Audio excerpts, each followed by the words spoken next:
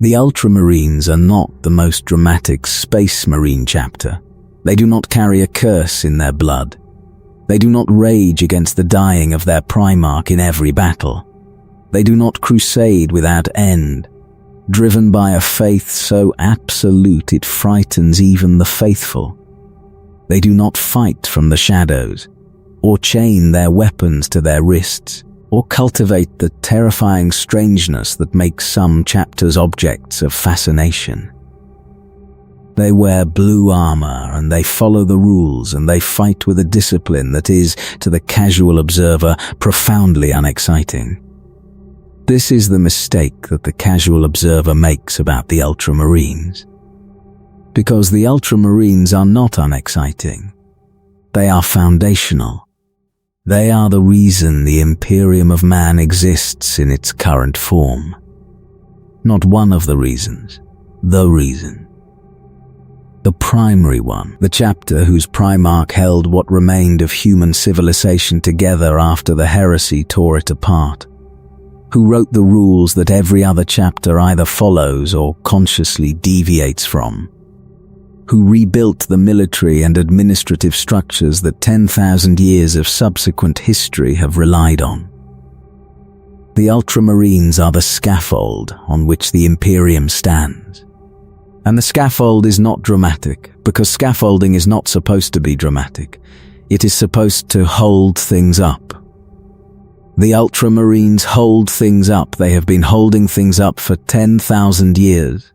And the galaxy does not notice in the same way that you do not notice the bones inside your body until one of them breaks.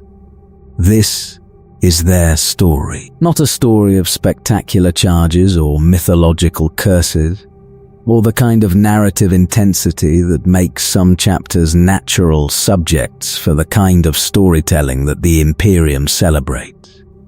The Ultramarines' story is something different. It is the story of a chapter that was built by the most practically intelligent being the galaxy has produced.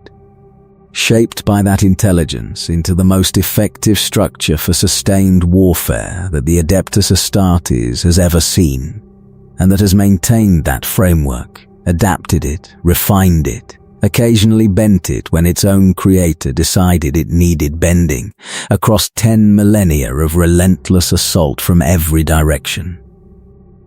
The story begins with a Primarch who was not like the other Primarchs.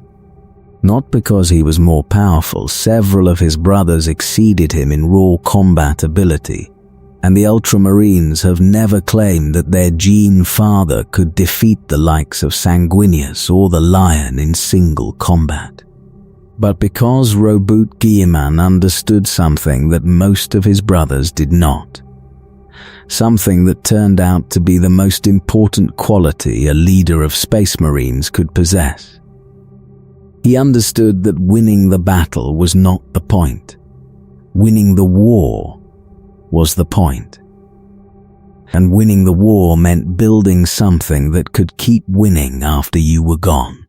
The Ultramarines are what Guilliman built. And what Guilliman built has outlasted everything the galaxy has thrown at it. Whether it has outlasted well, whether the structure is still the right one, whether the rules are still serving their purpose, whether the Imperium that Guilliman reassembled from the wreckage of the heresy is the Imperium he intended, is the question that 10,000 years of history has been asking, and that the returned Primarch is now for the first time in a position to answer. The answer may not be comfortable. But the Ultramarines have never been the chapter that prioritized comfort over the truth. Roboute Guilliman fell on Macragge, and Macragge made him what the galaxy would need him to be. The Primarchs were scattered as infants, torn from the Emperor's laboratory by forces that wanted to prevent what they were meant to become. Each landed on a world that shaped them, and the worlds that shaped them determined the kind of leaders they became. Leman Russ landed on Fenris and became a warrior king of wolves. Sanguinius landed on Baal and became a winged angel among mutants. Vulcan landed on Nocturne and became a smith protector of people who lived at the edge of fire. Guilliman landed on Macragge and became an administrator. This sounds less impressive than the others. It is considerably more important. Macragge was a rocky, mountainous world with a civilization that had survived the Age of Strife, the long dark period between the fall of humanity's first interstellar civilization and the Emperor's emergence. It was not a paradise. It was not a death world. It was a functioning society with a government, a military, an economy, and the ordinary political tensions that functioning societies generate. It was, in short, a world that could be improved by someone with the intelligence to see what was wrong and the ability to fix it.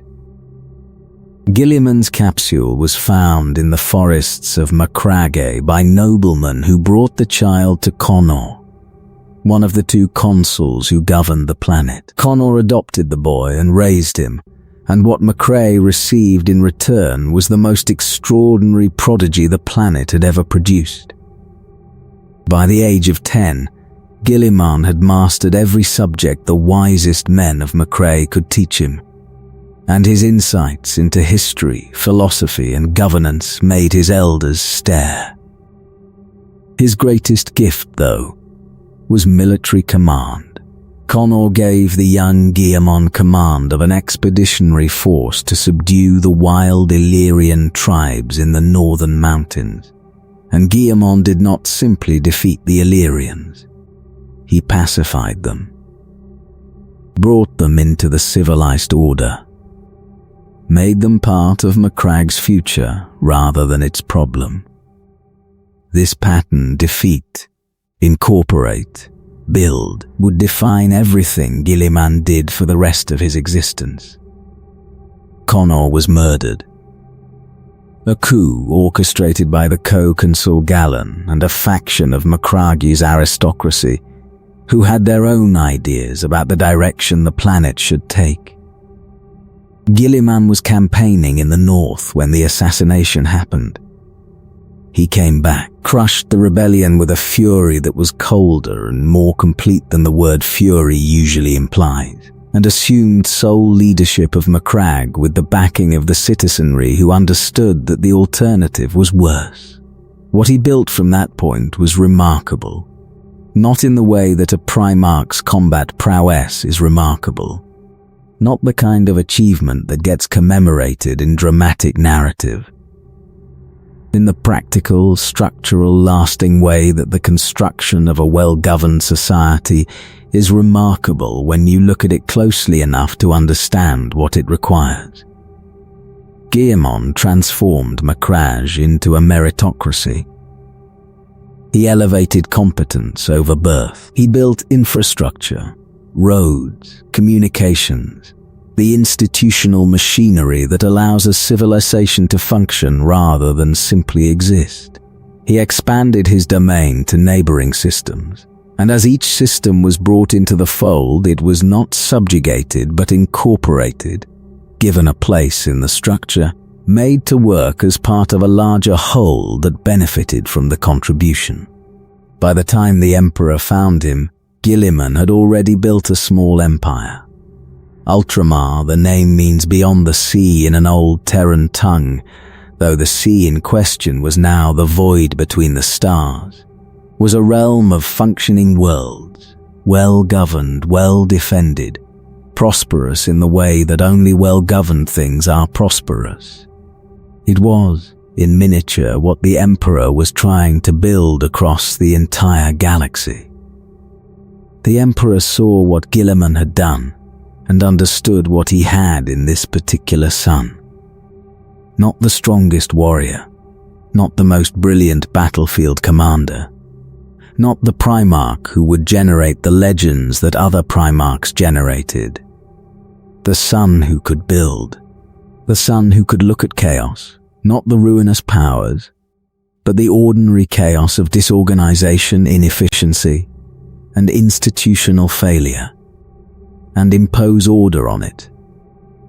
The son who understood that an empire is not a collection of conquests but a system, and that the system must be designed and maintained and improved, and that the work of improving it never ends. Guilliman accepted his father's mission and his legion. The Siki Legion, the Warborn, they had been called before Guilliman renamed them, became the Ultramarines. And under Guilliman's command, they became the largest, the most disciplined, and the most systematically effective legion in the Great Crusade. Not because the Ultramarines produced more exceptional individual warriors than the other legions.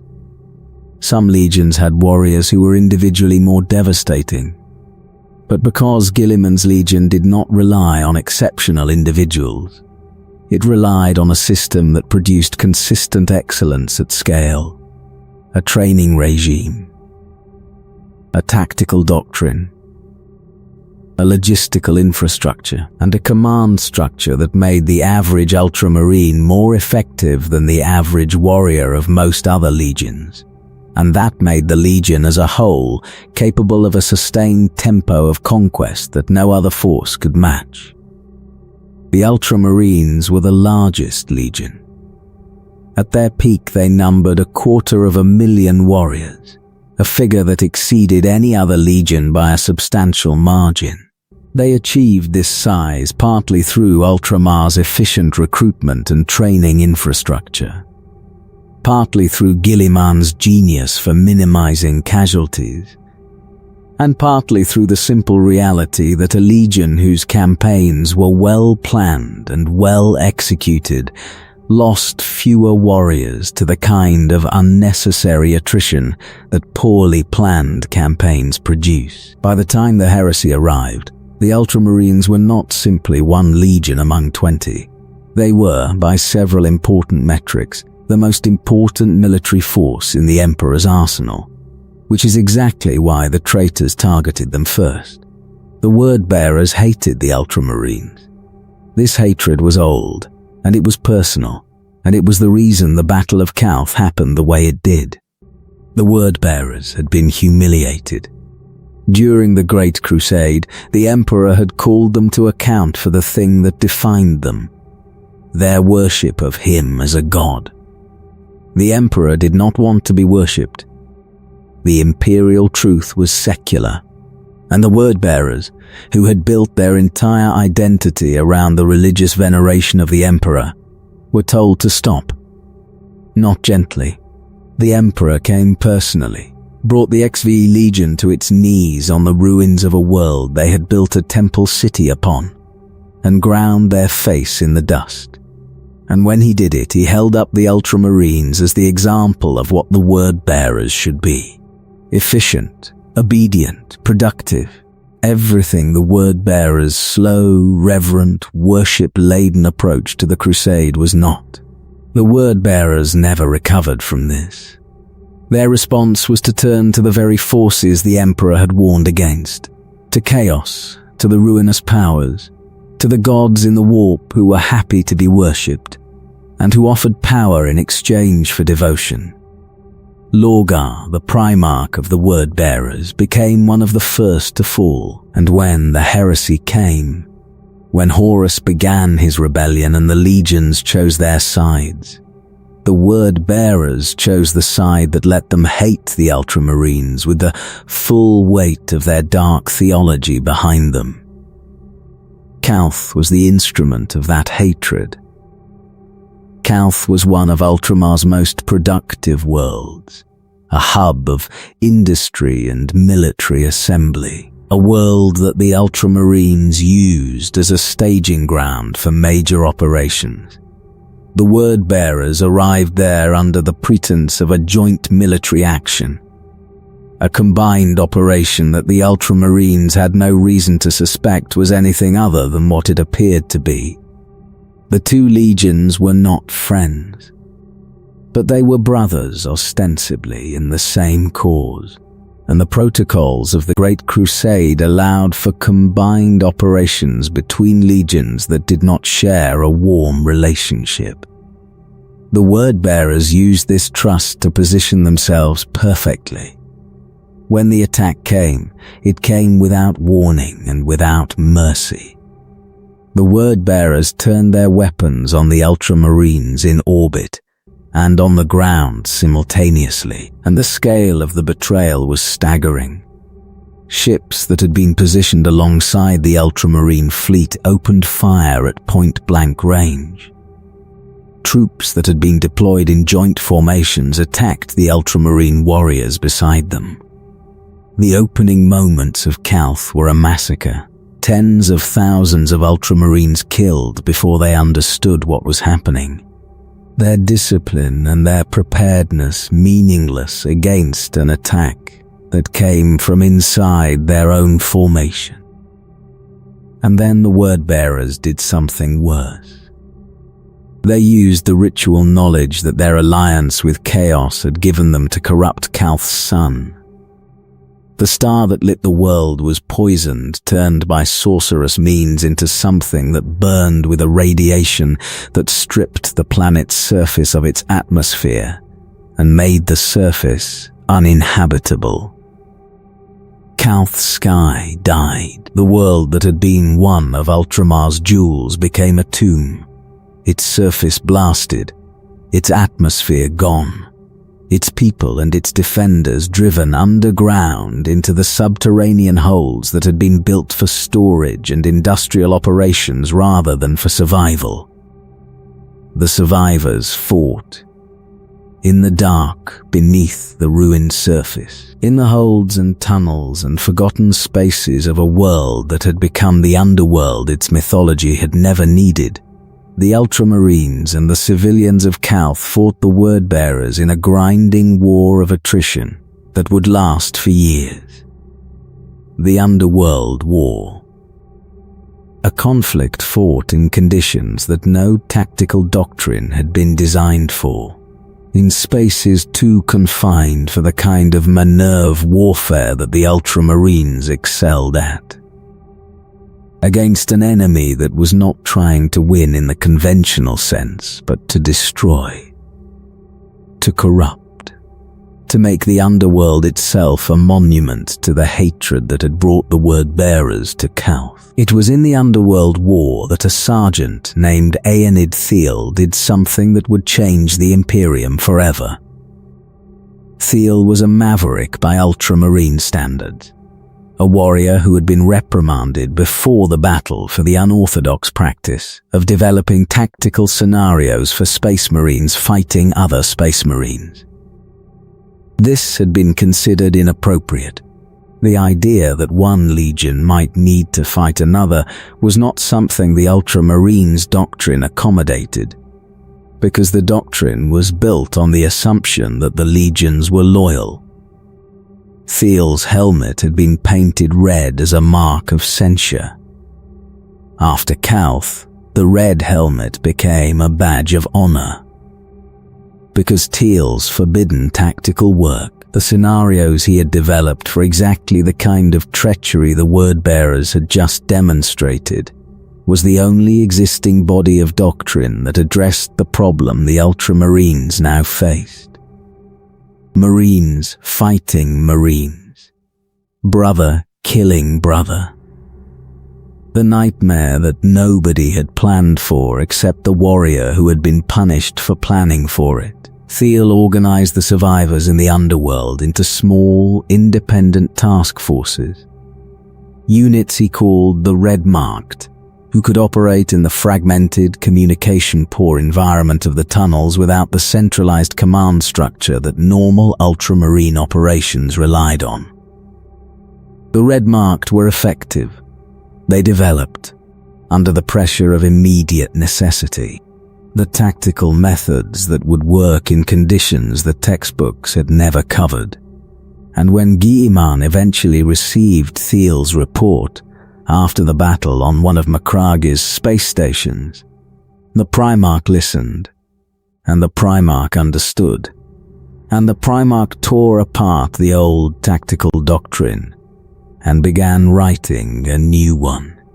The Codex Astartes had its genesis in the tunnels beneath Calth, in the work of a warrior whose chapter had punished him for thinking about the unthinkable. Calth shaped the Ultramarines in ways that went beyond the tactical. The betrayal was a wound to the Legion's soul. The Ultramarines had been the ones who did everything right, who followed the rules, who built the systems, who trusted the framework because the framework was supposed to work, and the framework had not worked. Trust had been weaponized. Brotherhood had been a mask for hatred. Everything the Ultramarines believed about how the galaxy operated had been proven wrong in the worst possible way. The Word-bearers had wanted to destroy the Ultramarines. They did not destroy them. They changed them. After Calth, the Ultramarines were no longer the Legion that assumed the best about the galaxy's other inhabitants. They were the Legion that planned for the worst.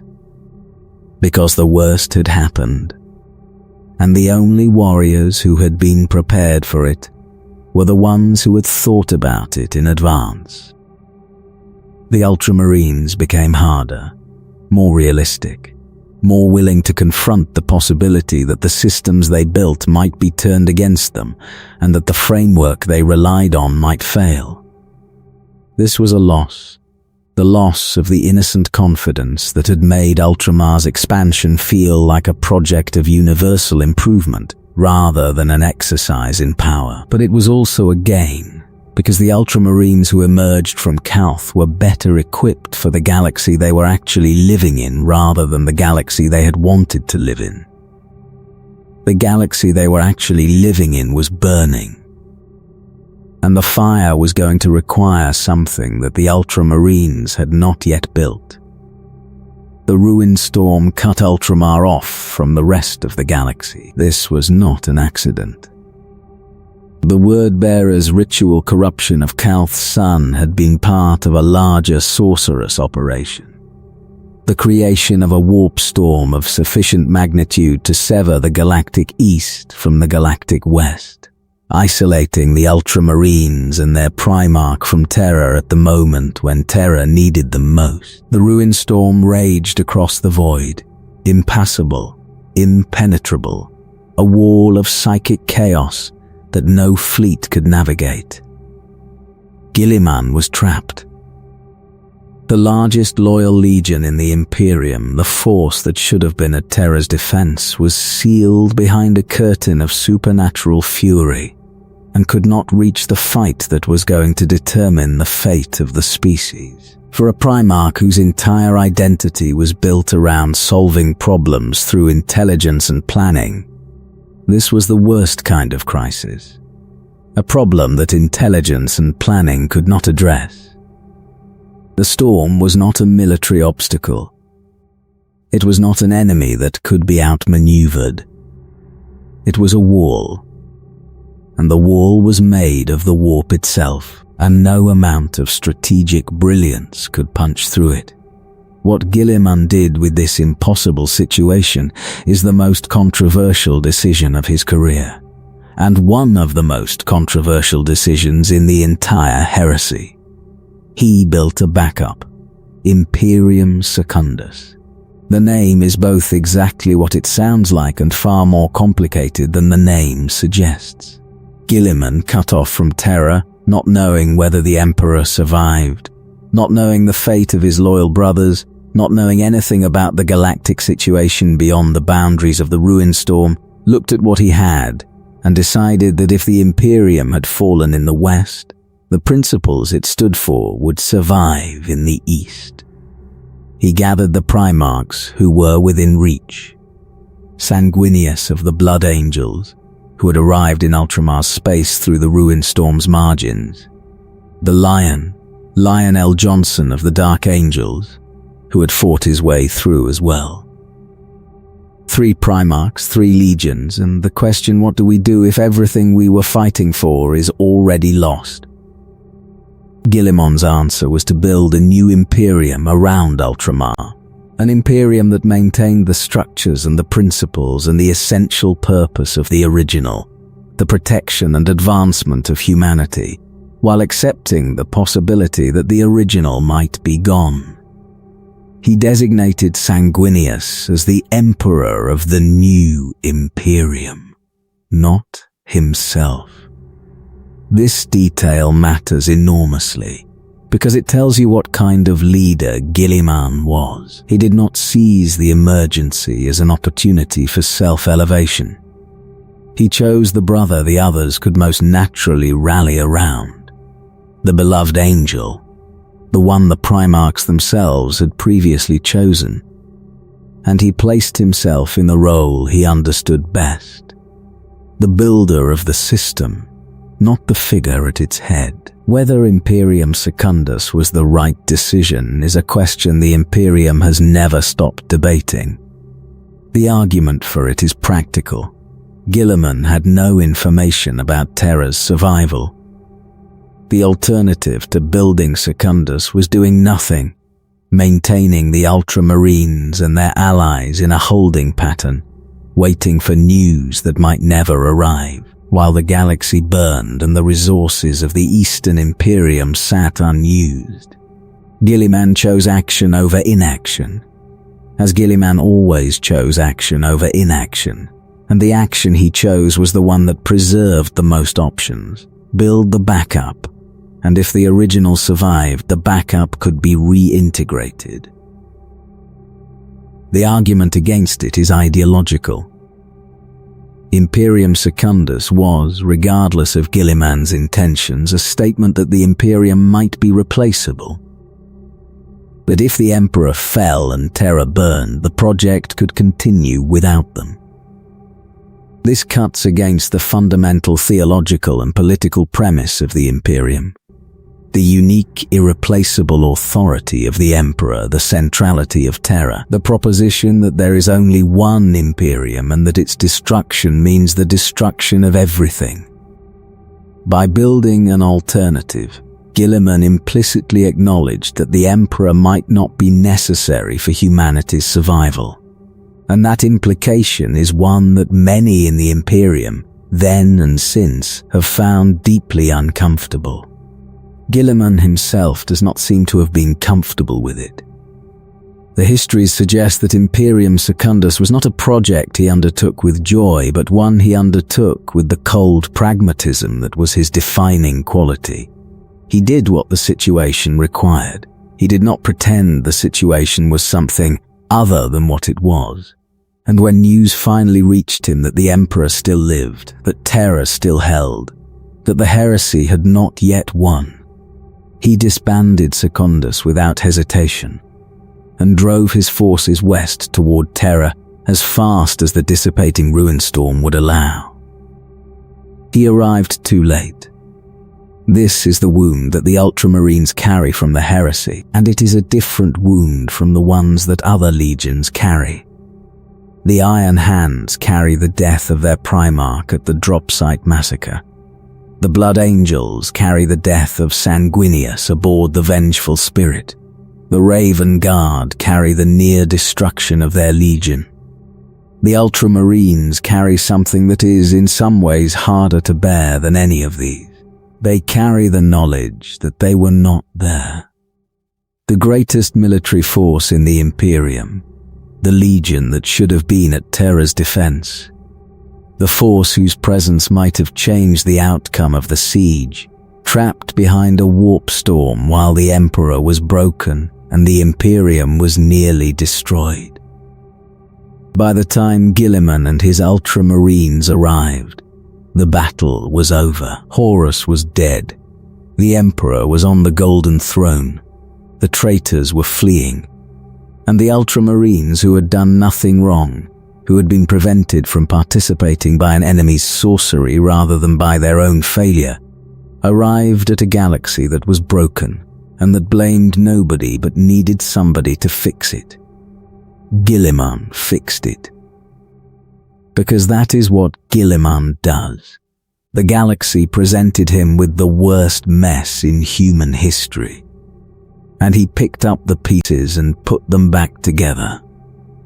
But the guilt of arriving too late, of not being there when it mattered most, shaped everything that followed.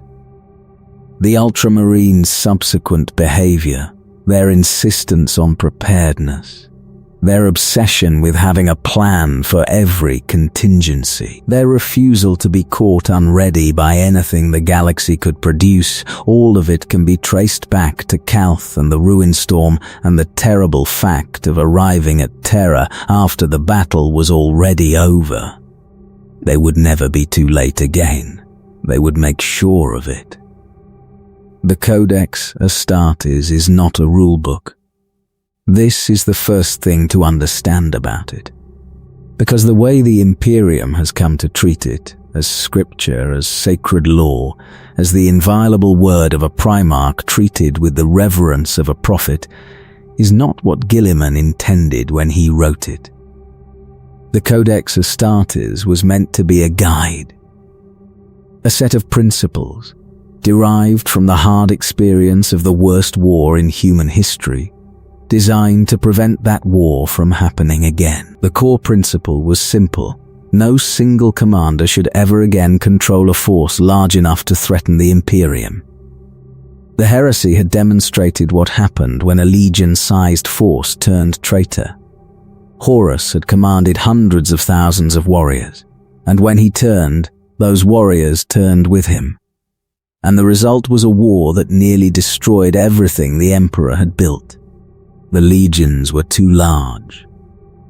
The power concentrated in a single Primarch's hands was too great. The system that had won the Great Crusade was the same system that had nearly ended the Imperium. Guilliman's solution was to break the system apart. The legions would be divided into chapters of approximately 1,000 warriors each. No chapter master would command more than 1,000. The concentration of power that had made the heresy possible would be diluted to the point where any individual betrayal, however devastating, could not threaten the whole. This was not popular. Rogel Dawn opposed it. The Primarch of the Imperial Fists, who had held the walls of Terra when the Ultramarines could not reach them, regarded Guilliman's proposal as an insult to the legions that had bled for the Emperor. The legions had won. The legions had held. And now the architect of a backup Imperium, a Primarch who had not been at Terra when Terra needed defending, was telling the legions that had saved the Imperium to disarm. Leman Russ of the Space Wolves and Vulcan of the Salamanders sided with Dawn. Korax of the Raven Guard and Jagatai Khan of the White Scars sided with Guilliman. The argument was fierce enough that it nearly produced a second civil war.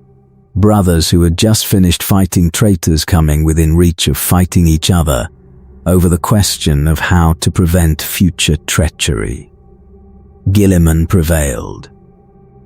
Not through force, though the Ultramarines were large enough that force was theoretically available, but through the weight of the argument itself. The heresy had happened.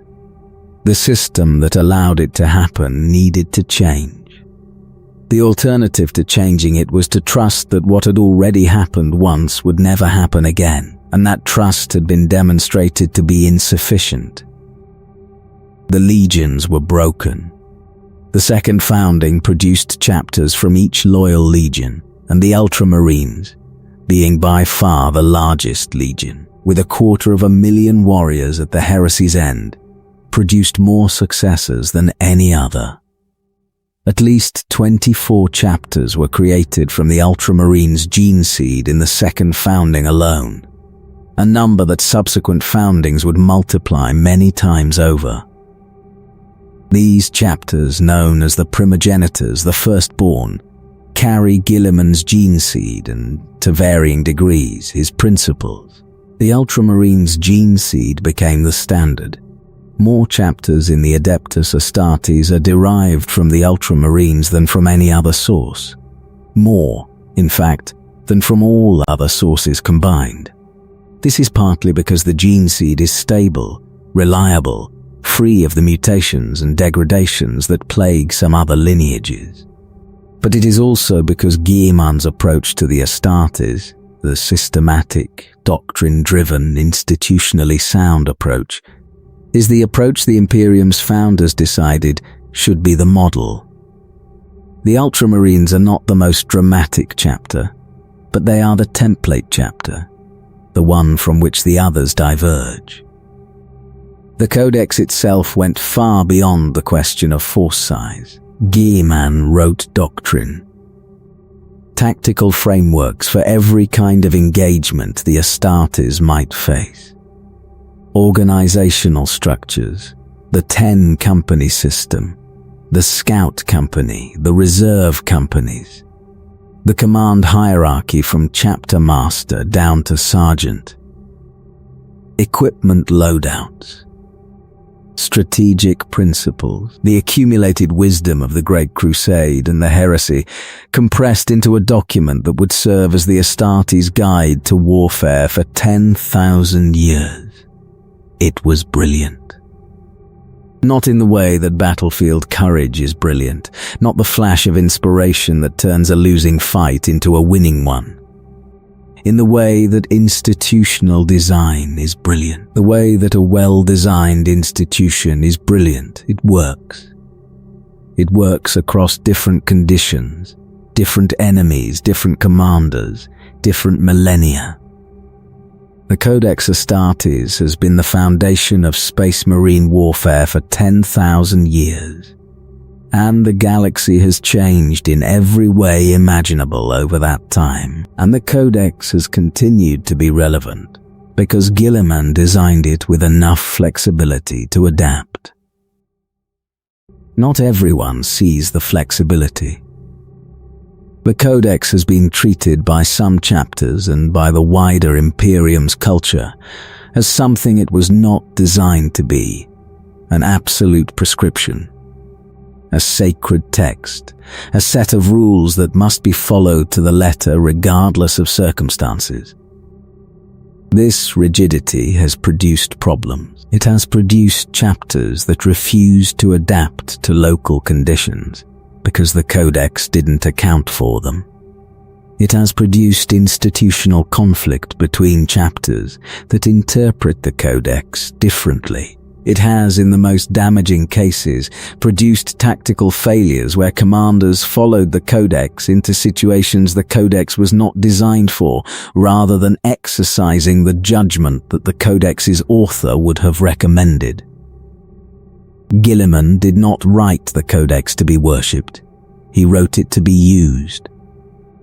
The distinction between those two things is one that the Imperium has never fully grasped. And when Guilliman returned 10,000 years later, the gap between his intention and his creation's legacy was among the first things he had to confront. But that return is still far in the future. In the immediate aftermath of the heresy, the Codex was what the Imperium needed. A framework for the reorganization of the most dangerous military force in human history into something that could be trusted, managed, and sustained across the millennia that lay ahead. Guilliman gave the Imperium the framework. And then he gave it something else, something that no other Primarch could have given, and that the Imperium would rely on for the next 10,000 years. He gave it governance.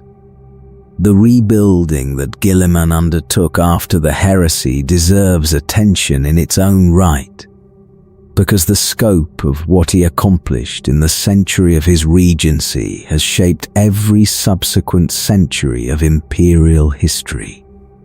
And the details are more remarkable than the summaries suggest. The Imperium that Guilliman found after the heresy was not simply damaged, it was shattered. Half the Space Marine legions had turned traitor, and the loyal half had been bled to the edge of extinction in the fighting. The Imperial army, the predecessor of the Imperial Guard, had been torn apart by the Civil War, its units scattered across a galaxy whose logistical infrastructure was in ruins. The Mechanicum was divided, some of its forges having joined Horus, and some having been destroyed in the fighting. The Astronomicon was still functioning, because the Emperor sustained it from the Golden Throne, but the communication networks that allowed the Imperium's institutions to coordinate across interstellar distances were damaged or destroyed.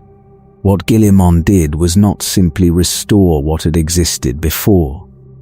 He rebuilt it into something different, something that accounted for the failures the heresy had exposed and that was designed, from the ground up, to resist the kind of catastrophe the heresy had produced.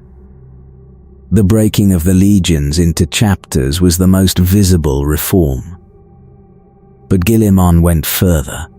He separated the Imperial military into distinct branches, the Imperial Guard, the Imperial Navy, that were prohibited from holding each other's authority. The Guard commanded ground forces but not fleet assets. The Navy controlled the void but not the armies. No single commander below the level of the High Lords would ever again control both the soldiers and the ships. Because the combination of those authorities was the combination that a traitor needed to wage an independent war. He established the structure of the High Lords of Terror, the council that would govern the Imperium in the Emperor's silence. The High Lords were designed to be a committee rather than a command, a body whose collective authority made decisions but whose individual members could not act unilaterally. The intent was deliberate. Committees are slow, but committees are also resistant to the kind of rapid, charismatic capture that had made the heresy possible. Horus had been one man, and one man's fall had nearly destroyed everything. The High Lords were 12, and the fall of any one of them would not carry the institution. He restructured the administratum, the Imperium's vast bureaucratic apparatus, into something that could sustain itself across millennia, without the direct oversight of the superhuman intelligence that had designed it. This was the most pragmatic of his reforms and possibly the most important, because the administratum was the mechanism through which the Imperium's trillion-strong population was governed, and the mechanism had to function in the hands of ordinary mortals who would change across generations while the requirements remained constant. The reforming was not perfect. Guilliman knew it was not perfect. He was building for endurance rather than elegance, for sustainability rather than optimality, and the compromises that endurance and sustainability required were the compromises that 10,000 years of subsequent history would reveal. The administratum would calcify. The High Lords would accumulate corruptions. The military's separated branches would sometimes fail to coordinate because the separation that prevented treachery also prevented efficiency. Guilliman accepted these costs because the alternatives were worse. A system that was vulnerable to treachery was worse than one that was slow. An Imperium that could be captured by a single charismatic traitor was worse than one that was governed by a committee whose consensus took decades to achieve.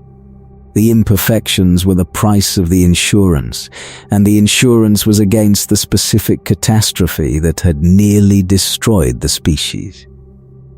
He also fought wars during this period. The Great Scouring, the campaign to drive the traitor legions out of the territory they had captured during the heresy, was not simply a military operation conducted alongside the administrative reforms. It was integrated with them. Guilliman's campaigns were designed to accomplish military objectives while simultaneously establishing the infrastructure that would manage the recaptured territory. He did not simply retake worlds. He installed governors, established military garrisons, connected the recaptured systems to the Administratum's logistical networks. He conquered and he governed simultaneously, because the conquest without the governance was merely a temporary condition. This is the work that the Ultramarines' identity is built on, not the heroic charge, not the desperate last stand, not the single brilliant moment that turns the tide of a war. The patient, unglamorous, essential work of building the structure that makes civilization possible in a galaxy that is trying to end civilization. It is work that most people do not notice. The framework is invisible when it functions correctly, in the same way that plumbing is invisible when the water arrives. You notice the charge, you notice the victory, you notice the hero. You do not notice the administration that ensured the hero's ammunition was manufactured, transported, and delivered to the engagement where the heroism occurred. Guilliman noticed. Guilliman built the administration, and the Ultramarines maintain it, 10,000 years later, with the same commitment to institutional excellence that their Primarch brought to its creation. Whether the galaxy appreciates this is not the Ultramarines' concern. The galaxy has never fully appreciated the people who maintain its plumbing. The plumbing works regardless. The title was Lord Commander of the Imperium. The reality was that Roboute Guilliman was, for a period after the heresy, the most powerful human being in the galaxy. The Emperor was on the Golden Throne, alive but not alive, sustaining the Astronomicon and holding the gate against the warp. The Primarchs who had survived the heresy were scattered, fighting, grieving, pursuing their own responses to the catastrophe. The Imperium's civilian government was in ruins, its military was shattered, and the administrative structures that had coordinated a galaxy-spanning civilization were damaged beyond easy repair. Guilliman was the one who picked up the pieces. He was named Lord Commander of the Imperium and the first High Lord of Terror. The roles gave him formal authority over the entirety of the Imperium's military and the civilian administration that supported it. He was, in functional terms, the regent, the man who governed in the Emperor's name while the Emperor sat silent on the throne, issuing no commands, providing no guidance, offering nothing but the psychic light of the Astronomicon and the implied expectation that his servants would keep the Imperium alive. What Guilliman did with this authority defines the Imperium that exists 10,000 years later. And the judgments he made during this period are the ones that have shaped every subsequent century of human history. He reorganized the military, not just the Astartes, the Imperial Guard, the Navy, the logistical apparatus that allowed the Imperium to project force across 1,000,000 worlds. The structures he put in place were designed to be sustainable across millennia, administered by mortals who would come and go while the institutions endured. He created the framework of the Adeptus Terra, the vast bureaucratic machine that would manage the Imperium's affairs in the Emperor's absence. He hated it. This is the part of Guilliman's story that is sometimes lost in the accounting of his achievements. The Primarch who rebuilt the Imperium did not enjoy rebuilding it. He was a military mind, a strategic genius, a warrior administrator who understood governance as a necessary extension of conquest. But governance without the purpose of conquest, governance as mere maintenance, as the endless management of a machine that was not going anywhere because the Great Crusade was over and the dream of a united galaxy was dead. This was not the life Guilliman had been designed for. He did it anyway, because it needed doing, and because no one else could do it. and because the alternative was to let the Imperium collapse into the chaos that the heresy had nearly produced. For over a century, Guilliman held the Imperium together. He managed its wars. He mediated between the institutions that were jockeying for power in the vacuum the Emperor's silence had created. He fought campaigns against the remnants of the traitor legions and the Xenos forces that pressed on the Imperium's weakened borders. He was everywhere at once, trying to be, and the attempt cost him. And then Fulgrim came. Fulgrim, the Primarch of the Emperor's children, once the most aesthetically refined of the Emperor's sons, now a Daemon Prince of Slaanesh, transformed by chaos into something that bore no resemblance to the brother Guilliman had known. They met at the Battle of Thessalia in 121 M31, and the encounter was everything that encounters between Primarchs tended to be: cataclysmic, personal, laden with the weight of everything the heresy had broken between brothers who had once served the same father. Fulgrim struck Guilliman with a weapon that carried a poison no mortal medicine could cure. The toxins of a daemon blade. Supernatural venom that attacked not just the body but the soul. Guilliman was mortally wounded. Not killed outright, a Primarch does not die easily, even from a daemon's poison, but wounded past the point where any medical intervention available to the Imperium could save him. The Ultramarines recovered their Primarch's body and brought him home to Macragge. And there in the fortress of Hera they did the only thing they could do. They placed him in a stasis field, frozen at the moment before death. Preserved, but not healed. Alive, but not living.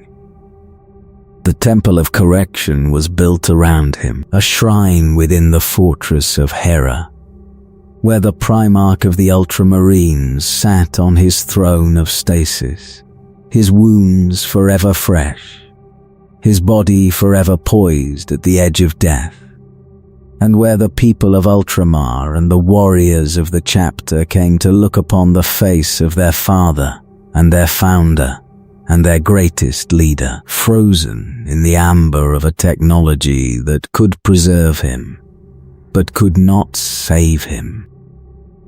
For 10,000 years, Guilliman sat in stasis. The Ultramarines maintained the chapter he had built, the codex he had written, the realm of Ultramar he had created. They fought the wars he would have fought. They upheld the principles he had established. They kept faith with his vision of what the Adeptus Astartes should be, even as the Imperium around them drifted further and further from the vision of what the Imperium should be. And for 10,000 years, the pilgrims came. To the Temple of Correction, to the shrine on Macragge, to look at the face of the Primarch who had rebuilt the Imperium, and who now sat forever at the edge of death, a monument to everything that had been accomplished and everything that had been lost. Some said he was healing, that behind the stasis field, the Primarch's body was slowly, imperceptibly overcoming the poison. That one day he would wake. For 10,000 years these claims were dismissed as superstition by anyone who understood the technology. Stasis was stasis. What was frozen, and the frozen did not heal. They were wrong, but the waking was still 10 millennia away. Ultramar is the most unusual political entity in the Imperium. Not because it is powerful, many sectors of the Imperium are powerful, but because it is well governed. This distinction would be unremarkable in a civilization that valued good governance.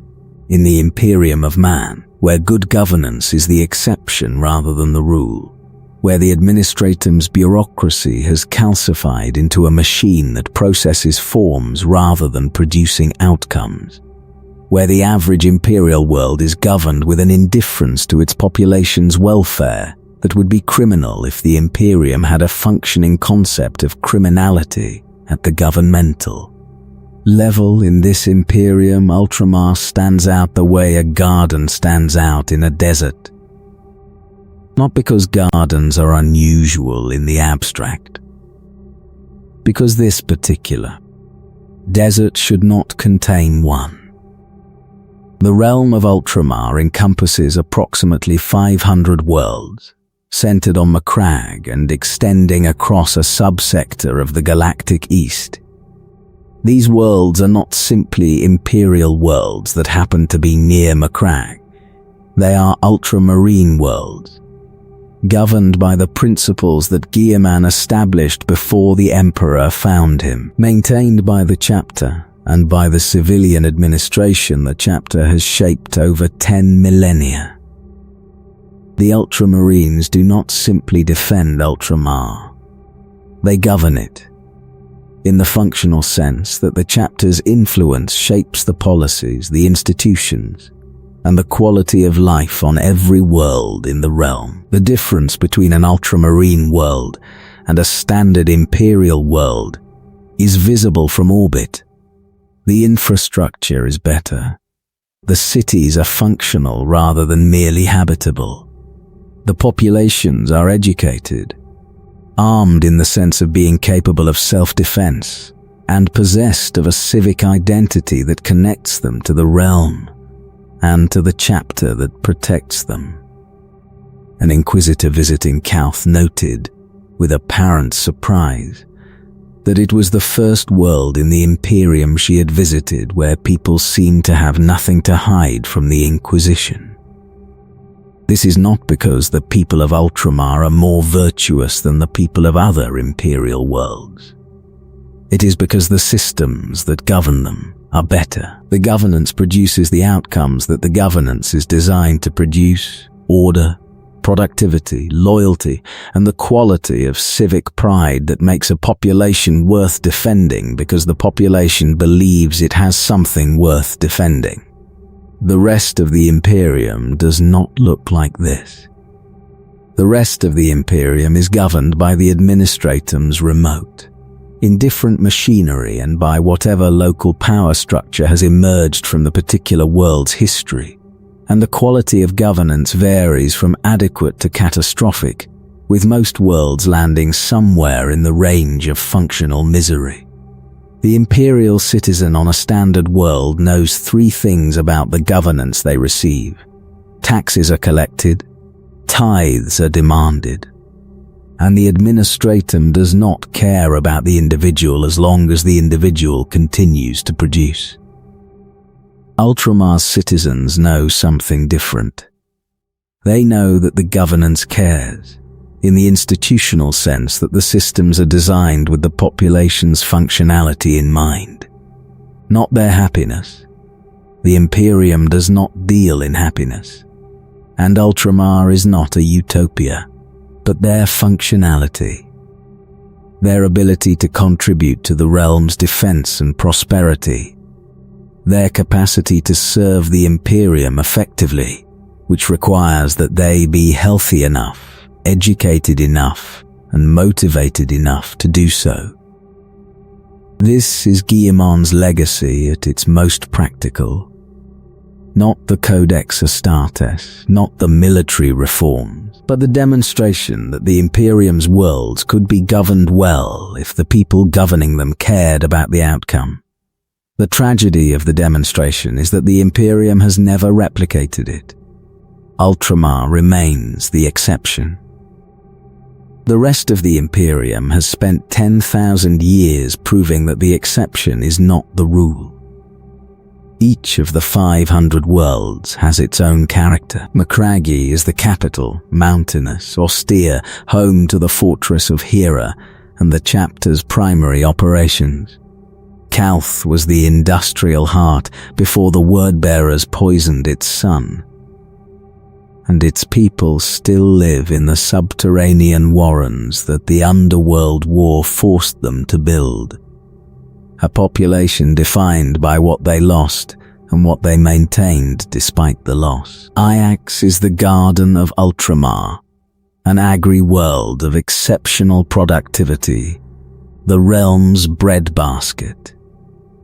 Quintan, Tarentus, and Masali are the triple worlds, a system of 3 habitable planets, whose combined output makes the system one of the realm's most important economic centers. Thalasar is a storm-racked ocean world whose people are famously tough and whose space marines are drawn from the fishing communities that survive on its violent seas.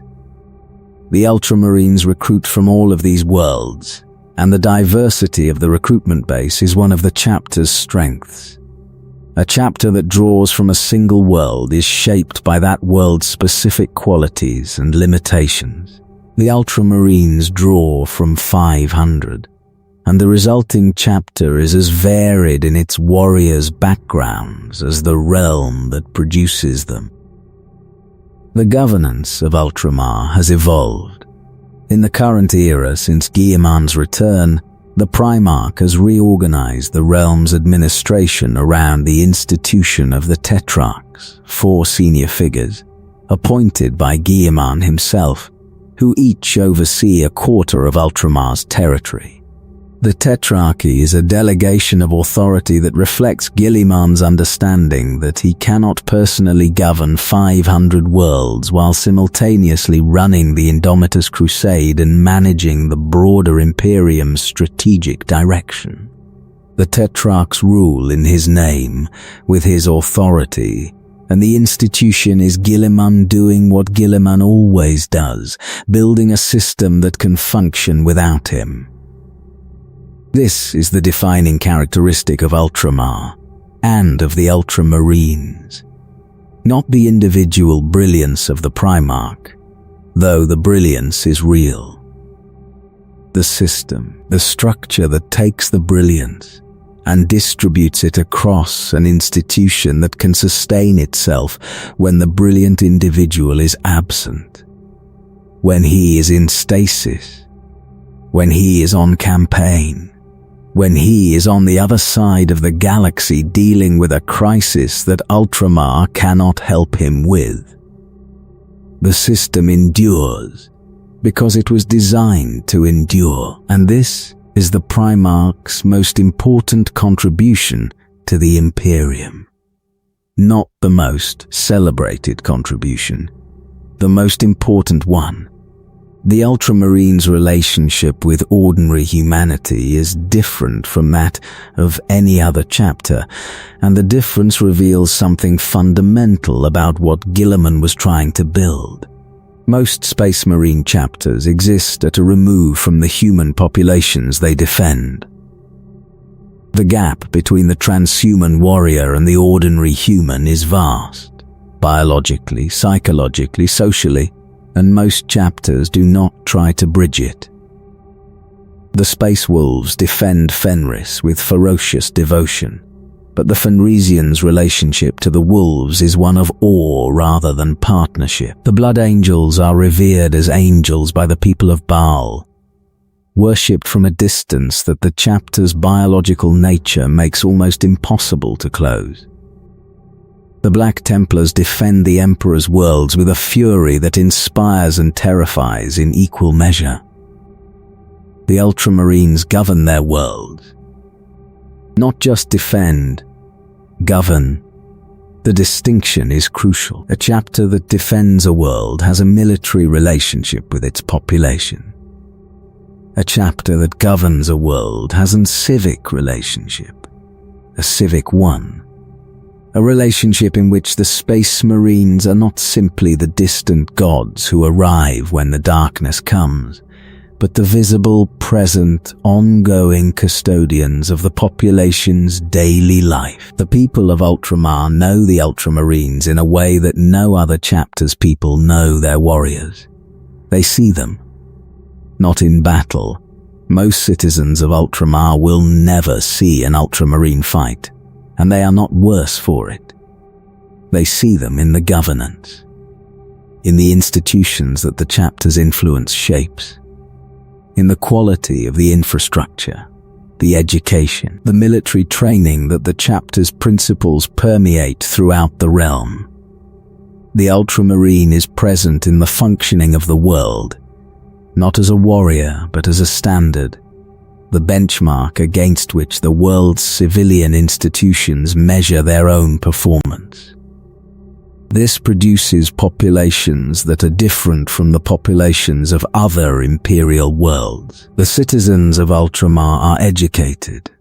They are capable of self-defense to a degree that most imperial populations are not. They possess a civic identity, a sense of belonging to something larger than their immediate community, a connection to the realm and to the chapter that protects it, that is rare in the Imperium, and that produces tangible military benefits when those populations are called upon to fight.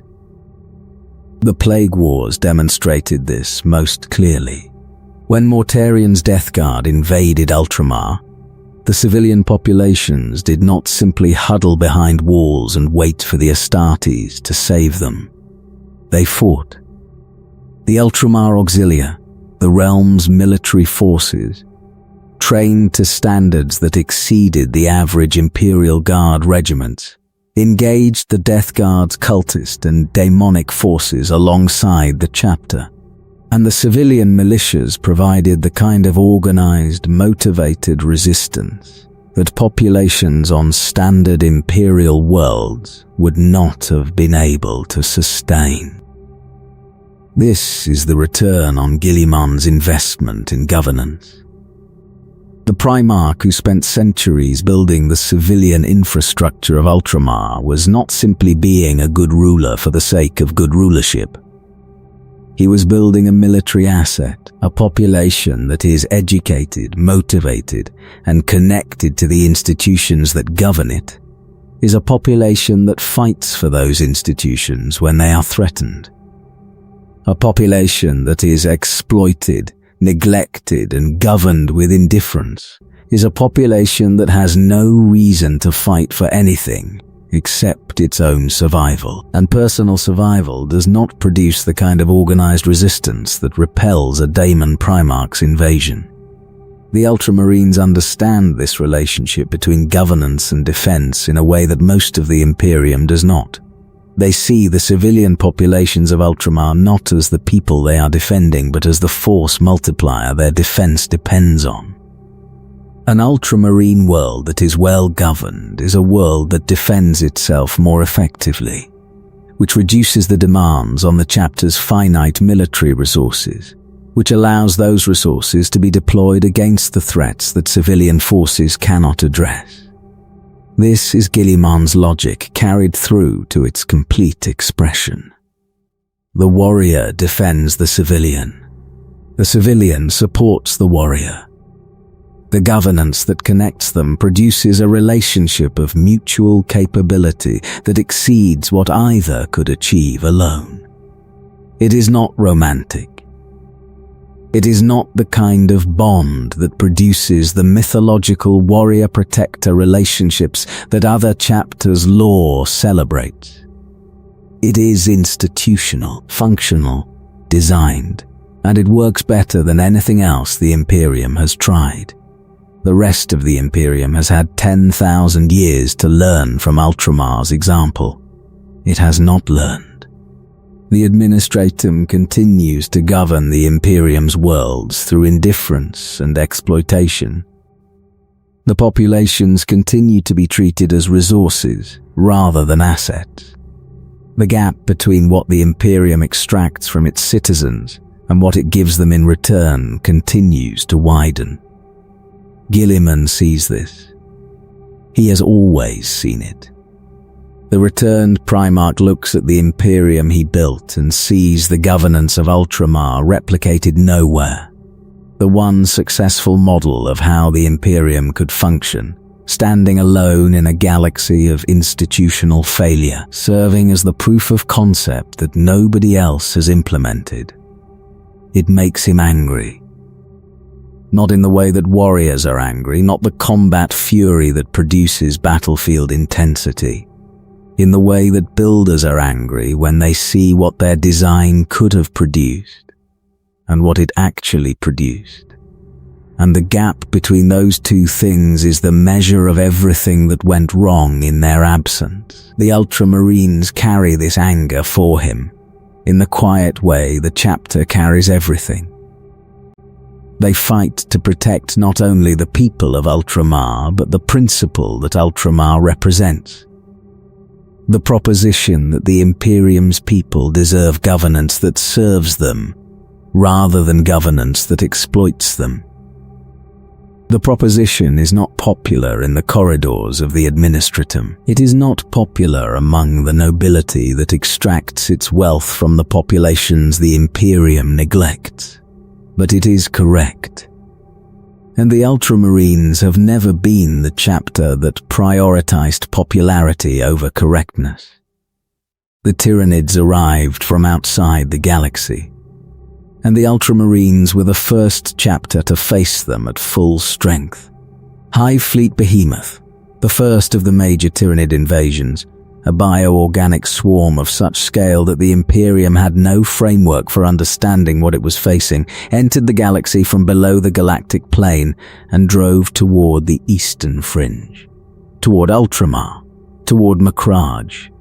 This was not a coincidence in any strategic sense. The Tyranid hive mind does not select targets randomly. Behemoth drove toward the highest concentration of biomass and psychic energy in its path, and the 500 worlds of Ultramar, densely populated and well-maintained, represented exactly the kind of target the Hive Fleet was drawn to. The fact that this placed the Tyranid invasion on a collision course with the most disciplined chapter in the Adeptus Astartes was, from the Imperium's perspective, the galaxy's most violent stroke of luck. Before the Hive Fleet reached Macragge, it consumed other worlds in its path. Among them was Prandium, one of the jewels of Ultramar, a paradise world, known for its beauty and its contribution to the realm's cultural life. Prandium was devoured completely. Every organism on the planet, every human, every animal, every plant, every microbe was consumed by the Tyranid swarm. The world's biomass stripped and absorbed by a fleet that treated an entire planet's worth of life as fuel. When the consumption was complete, Prandium was a dead rock. The oceans were gone. The forests were gone. The cities were archaeological features on a lifeless surface. The Ultramarines could not prevent it. The fleet's advance was too fast. The chapter's resources too dispersed. The scale of the swarm too vast for a conventional military response to intercept. Prandium fell, and the loss cut deep, not just as a military failure but as a wound to Ultramar's identity. One of their worlds, under their protection, consumed entirely while the chapter that had sworn to defend it could not reach it in time. The echo of Calth, of arriving too late, was unmistakable, and it was felt. The battle for Macragge was the defining engagement of the First Tyrannic War, and it nearly destroyed the Ultramarines. The Tyranid approach consumed worlds in its path, stripping them of biomass, devouring populations, leaving behind nothing but dead rock. The Ultramarines deployed to slow the advance, to buy time for Macragge's defenses to be prepared. And the cost of slowing the Hive Fleet was measured in warriors and worlds that could not be replaced.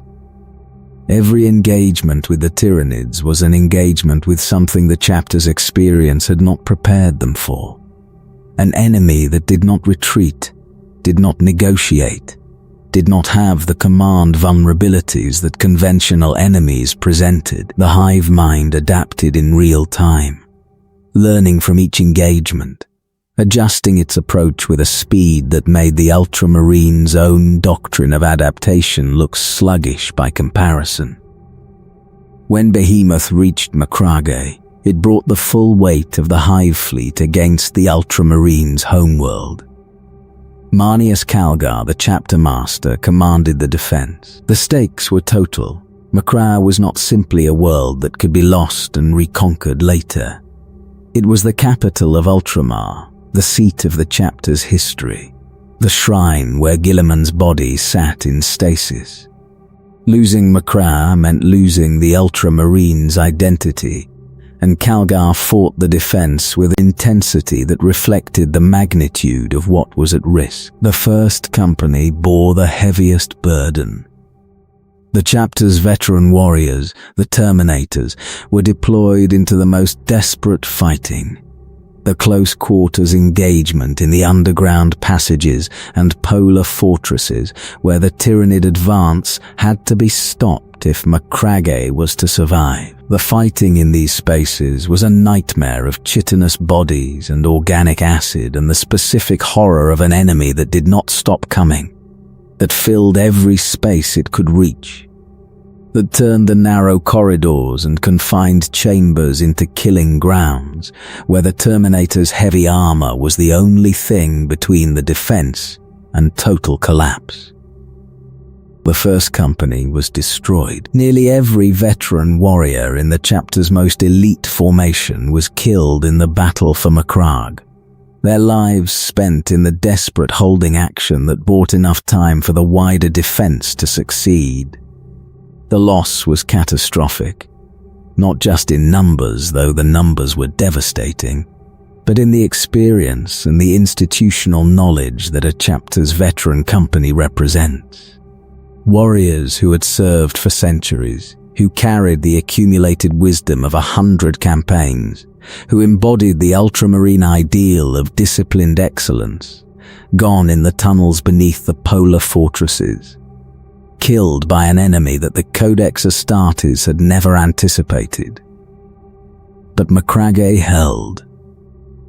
Calgar's command, the sacrifice of the First Company, the combined efforts of the Ultramarines and the Imperial forces that supported them, the defense succeeded.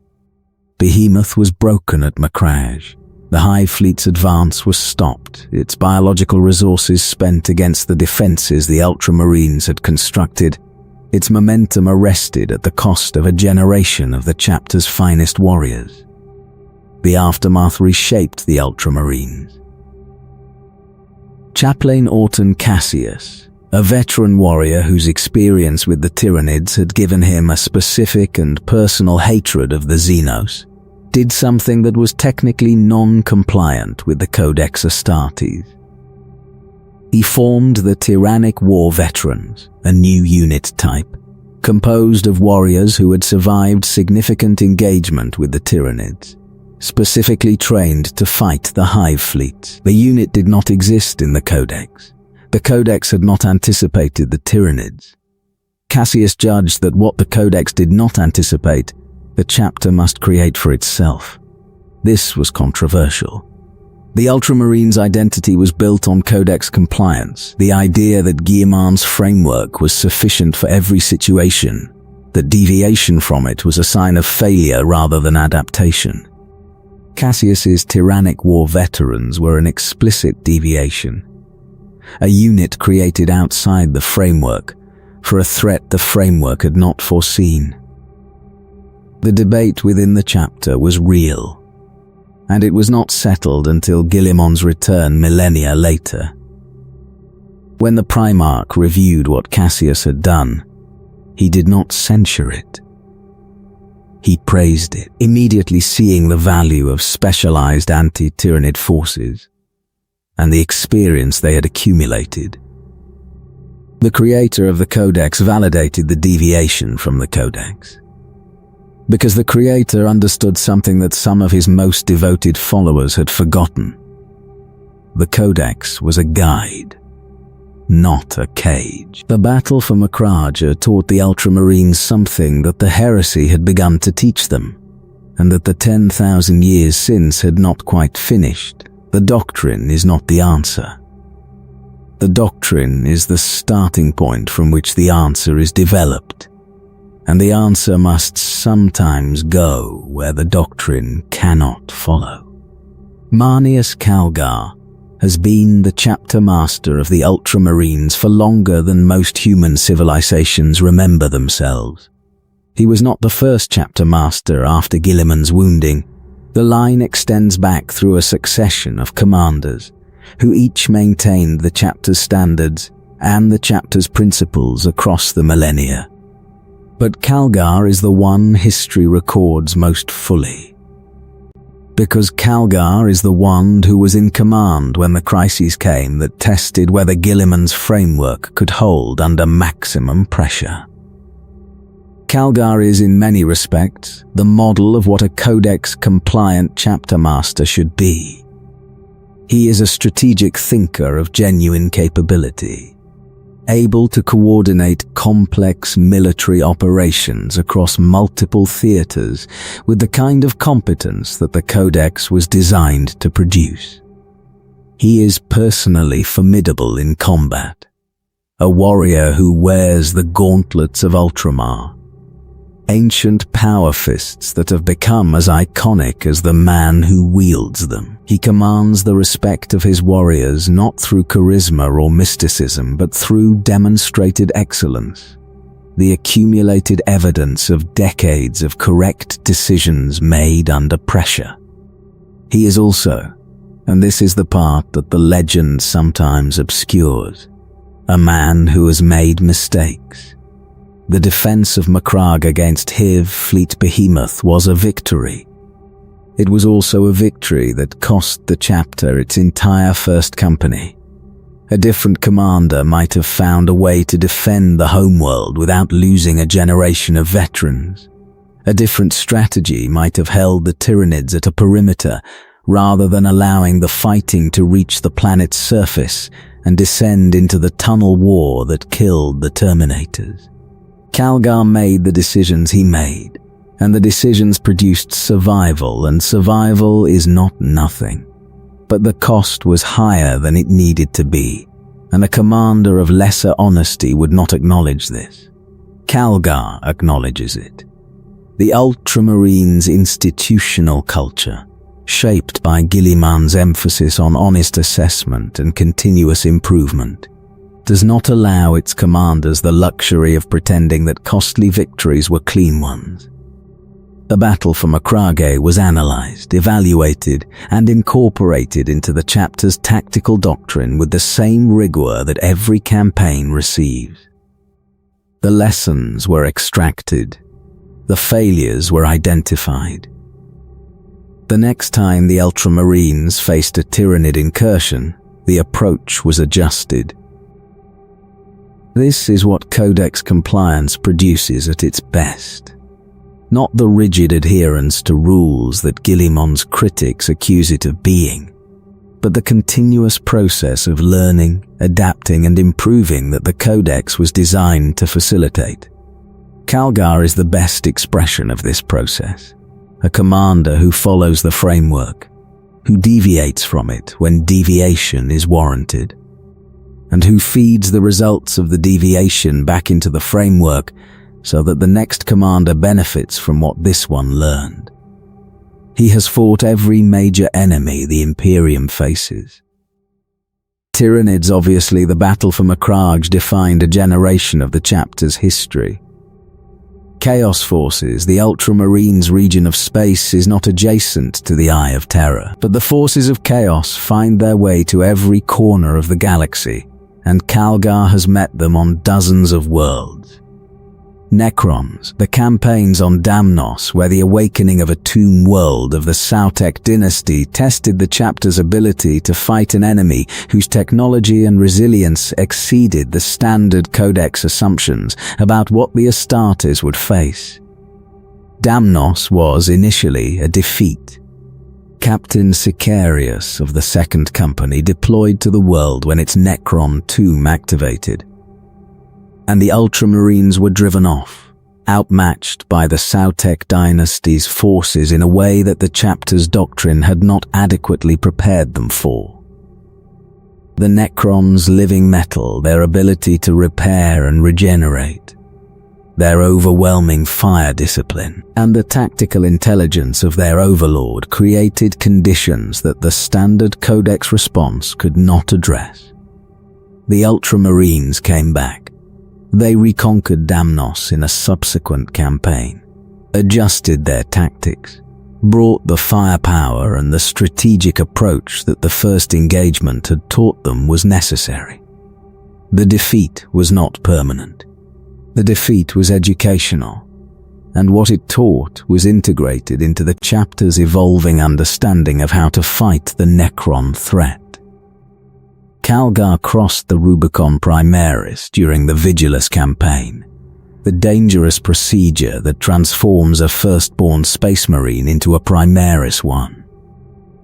The procedure nearly killed him. His encounter with Abaddon the Despoiler on Vigilus was a confrontation that brought the chapter master to the edge of death, and the subsequent Primaris transformation was as much a desperate attempt to save his life as it was a deliberate upgrade. He survived. The Ultramarines chapter master emerged from the procedure enhanced, larger, more capable, and carrying, in the specific quiet way that Calgar carries everything, the knowledge of how close the dying had come.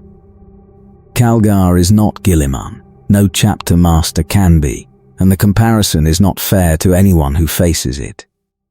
But Calgar has done what Guilliman designed the Codex to allow. He has maintained the framework, sustained the chapter, adapted the doctrine, fought the wars, absorbed the losses, and kept the institution functioning at a level that the Primarch who built it would recognize and perhaps approve of. He has carried Guilliman's legacy for a very long time. And when Guilliman returned, the moment when the Primarch looked upon the chapter master who had kept his work alive across 10 millennia, the histories do not record what passed between them in full, but they record enough to suggest that what Guilliman saw was adequate. For Calgar, adequate from Guilliman was enough. For 10,000 years the Primarch slept. Not slept, that word implies rest, and there was no rest in the stasis field that held Roboute Guilliman at the edge of death. He was frozen. Suspended, the poison of Fulgrim's blade, arrested but not cured, the wound fresh and the flesh cold, the Primarch's body preserved in the amber of technology that could hold him, but could not heal him. And then, in the final years of the 41st millennium, the Archmagos Dominus Belisarius Call, the genius of the Adeptus Mechanicus, the mind behind the Primaris Space Marine program, a being whose age and accumulated knowledge rivaled the most ancient institutions of the Imperium, brought an artifact of the Aeldari to Macragge, the armoring of the Eldar god of the dead, technology from a civilization that understood the relationship between body and soul in ways the Imperium's medicine could not. And with this alien technology, combined with 10,000 years of Call's own research, the Archmagos accomplished what the Imperium had believed impossible. He healed Guilliman. The Primarch woke. For the first time in 10,000 years, Roboute Guilliman opened his eyes and looked upon the Imperium he had built. What he saw broke his heart. This is not rhetorical. The histories that record Guilliman's first months after his resurrection describe a being confronted with the consequences of his own work across 10 millennia of drift. And the confrontation was devastating. The Imperium Guilliman had rebuilt after the heresy. The Imperium he had organized, codified, structured for endurance, had endured. It had survived. But it had survived by becoming something that the Primarch who built it could barely recognize. The administratum had calcified into a bureaucracy of nightmarish scale and indifference, processing the affairs of 1,000,000 worlds through forms and procedures that had long since ceased to serve any purpose other than their own perpetuation. The ecclesiarchy had built the worship of the Emperor into the galaxy's largest religion, complete with the corruption and the institutional self-interest that large religions invariably develop. The military was fighting wars on 1,000 fronts, most of them defensive, most of them losing, managed by a command structure that had lost the capacity for the kind of strategic coherence that Guilliman had designed it to maintain. And the Codex Astartes, his codex, the framework he had written as a guide for flexible, intelligent warfare, had been treated as scripture, treated as inviolable law. Chapters that would have been better served by adapting the codex to their circumstances had instead adapted their circumstances to the codex, and the rigidity had produced exactly the kind of paralysis that the codex's flexibility was supposed to prevent. Guilliman looked at what his work had become, and he grieved, not publicly, not in the way that the Blood Angels grieve their murdered father, or the Iron Hands grieve their crippled Primarch. In the private way that a builder grieves when the building he constructed has been maintained by people who did not understand the blueprint, when the walls are standing but the rooms are wrong, when the structure is solid but the purpose has been lost. But grief was a luxury the Primarch could not afford, because the galaxy was burning. The Great Rift had opened. The Cicatrix Maledictum had torn the galaxy in two, and the half that was cut off from the Astronomican's light, the Imperium Nihilus, was dying. The forces of chaos were pouring through the wound in numbers that exceeded anything since the heresy. Worlds were falling. Systems were collapsing. The Imperium that Guilliman had built to endure was on the edge of the catastrophe that endurance was supposed to prevent. So Guilliman did what Guilliman always does. He set aside the grief and got to work. He assumed the title of Lord Commander of the Imperium, the same title he had held after the heresy, carrying the same formal authority. Deployed against the same fundamental problem, an Imperium in crisis that required someone with the intelligence and the will to hold it together while everything tried to tear it apart. And he launched the Indomitus Crusade. The Indomitus Crusade was the largest military operation in Imperial history since the Great Crusade itself. Guilliman assembled the forces, every available chapter, every guard regiment that could be redirected, the Custodes, the Sisters of Battle, the full weight of the Imperium's military apparatus, pointed at the darkness that the Great Rift had produced.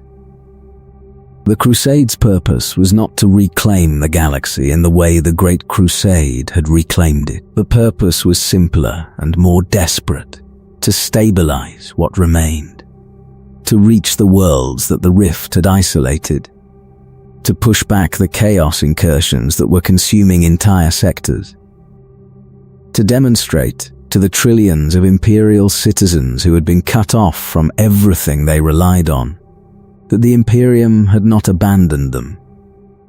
Guilliman led it personally, the returned Primarch at the head of a fleet of such scale that the Imperium had not seen its like in 10,000 years, driving toward the worst of the crises with the specific urgency of a leader who understood that every day of delay was a day of worlds lost.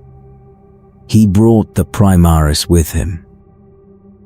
The Primaris Space Marines were Call's other project, warriors built from a refined gene seed template, incorporating 3 additional organs that the original Astartes design had not included, producing warriors who were in measurable respects superior to their firstborn counterparts. Taller, stronger, more durable, enhanced in ways that represented 10,000 years of accumulated biological science applied to the Astartes template. Guilliman distributed the Primaris to every loyal chapter. The distribution was not optional. The Crusade's torchbearer fleets carried the new warriors to chapters across the galaxy, and the chapters received them with reactions that ranged from grateful acceptance to suspicious reluctance to, in the most conservative cases, outright resistance. The Ultramarines accepted them without reservation, because the Primaris were Guilliman's project, and Guilliman was the Ultramarines' Primarch, and the Ultramarines did not refuse what Guilliman determined was necessary. But even within the chapter, the integration required management. Firstborn warriors who had served for centuries found themselves alongside newcomers who were biologically superior in certain respects, and the question of what that superiority meant for the chapter's internal hierarchy was not immediately resolved. The Ultramarines managed it. They managed it the way they manage everything, through the framework. The Primaris were integrated into the existing company structure, assigned alongside firstborn warriors, given the same training and held to the same standards. The biological difference was acknowledged but not treated as a defining characteristic. A Primaris Ultramarine was an Ultramarine first, and a Primaris incidentally, the same approach the Templars would take, the same approach every chapter that successfully integrated the Primaris would eventually adopt. The Indomitus Crusade drove outward from Terror in multiple fleet groups, each assigned a region of the galaxy to stabilize. Guilliman could not be everywhere. The Crusade was too large, and the galaxy too vast for even a Primarch to personally oversee every operation. The fleet groups operated under delegated authority, their commanders empowered to make strategic decisions that the Crusade's scale required. This was the Codex Astartes in action on the grandest possible scale, not the rigid, by-the-book interpretation that 10,000 years of institutional drift had produced, but the flexible, principle-driven approach that Guilliman had originally intended. The Crusade's commanders were given objectives rather than prescriptions. They were trusted to achieve those objectives through whatever means the local conditions required. The framework was the starting point, and the judgment was the finish. Guilliman was rewriting the Codex even as the Crusade proceeded, updating it, revising the sections that 10,000 years of warfare had proven inadequate, adding the insights that the current era's new threats had produced, the Tyranid adaptation methods, the Necron resurgence patterns, the Chaos Force's evolving tactics in the post-Rift environment. The Primarch who had written the original text was now editing it in light of 10 millennia of evidence that he had not been available to incorporate. The revisions were not cosmetic. Guilliman restructured entire sections of the Codex dealing with combined arms coordination, incorporating the lessons that the Plague Wars and the Indomitus Crusades engagements had taught about how modern enemies exploited the gaps between the Codex's original tactical frameworks. He added doctrine for fighting Tyranid hive fleets that the original Codex could not have contained, because the Tyranids had not arrived in the galaxy when the Codex was written. He revised the sections on void warfare to account for the navigational disruption that the Great Rift had produced, adjusting the assumptions about fleet maneuver that no longer held in a galaxy where warp travel had become dramatically less reliable. He also softened the language around deviation. The original Codex had been written in the aftermath of a catastrophe that made centralized control seem essential, and the tone of the original text reflected this. The prescriptions were firm, the latitude for individual judgment was narrow, and the impression the text created was of a framework that expected compliance rather than adaptation. 10,000 years of chapters treating this impression as sacred law had produced exactly the rigidity Guilliman had not intended. The revised Codex emphasizes judgment. The principles are still present. The tactical frameworks are still there. But the text now explicitly acknowledges that the commander in the field is the authority on how the principles apply to the situation in front of him. And that deviation from the prescribed approach is not only permitted but expected when the situation demands it. The Codex is a guide. It has always been a guide. The revision makes this explicit in a way the original did not. The chapters that learned of the revisions reacted with the same range of responses that the Primaris had produced. Some welcomed the updates. Others resisted, arguing that the original Codex carried a sacred authority that even its author could not retroactively alter. The idea that the man who wrote the scripture might revise the scripture was, for chapters whose identity was built on rigid adherence to the original text, deeply uncomfortable. Guilliman's response to this discomfort was characteristic. He acknowledged it, he explained his reasoning. And then he published the revisions anyway, because the revisions were correct and the galaxy did not have time for debate about whether correct revisions to a 10,000-year-old document were permitted by the institutional culture the document had produced. The crusade drove on, years of sustained campaigning, reaching isolated worlds, breaking chaos forces, delivering Primaris reinforcements, stabilizing sectors that had been on the edge of collapse. The scale of the operation was beyond anything the Imperium had attempted in 10,000 years, and the logistics alone, the fuel, the ammunition, the food, the replacement parts, the coordination of 1 million moving elements across a galaxy in crisis, were an achievement that only Guilliman's administrative genius could have sustained. It was not enough. It is never enough in the 41st millennium. The galaxy has more crises than any response can address, and the Indomitus Crusade stabilized what it could reach and could not reach everything. Worlds were saved. Other worlds were lost before the Crusade arrived.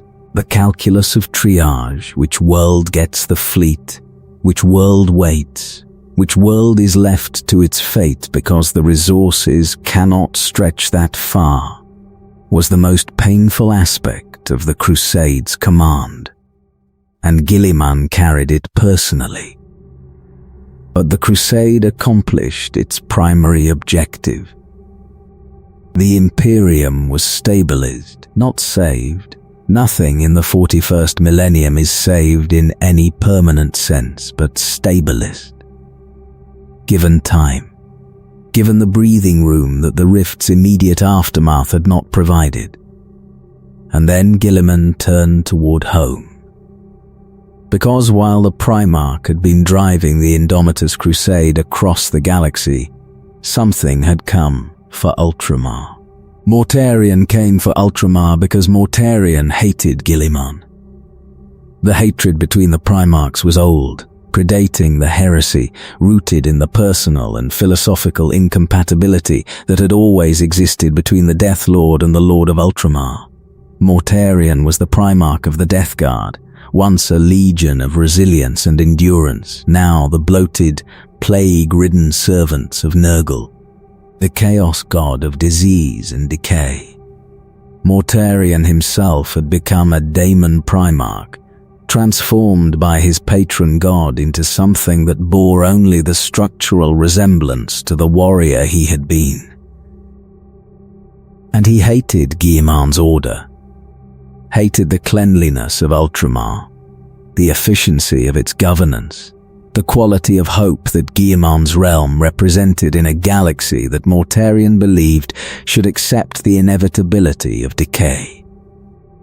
Nurgle's philosophy is that entropy is the natural state of things, that resistance to decay is futile and foolish, that the only honest response to the universe's fundamental tendency toward dissolution is to embrace it.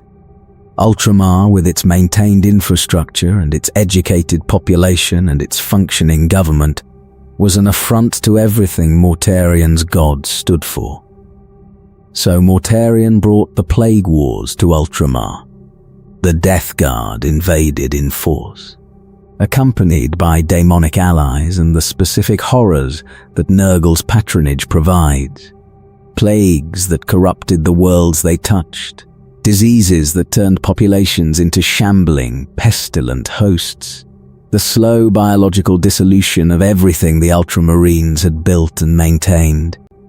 It was an invasion designed not to conquer in the conventional sense, but to corrupt, to take the Garden of Ultramar and make it a garden of rot, to demonstrate that Guilliman's order was as vulnerable to entropy as everything else. The Ultramarines fought it on world after world. Across the breadth of Ultramar, the chapter and the realm's military forces engaged the Death Guard and their demonic allies in a war that was unlike anything the Codex Astartes had been designed to address.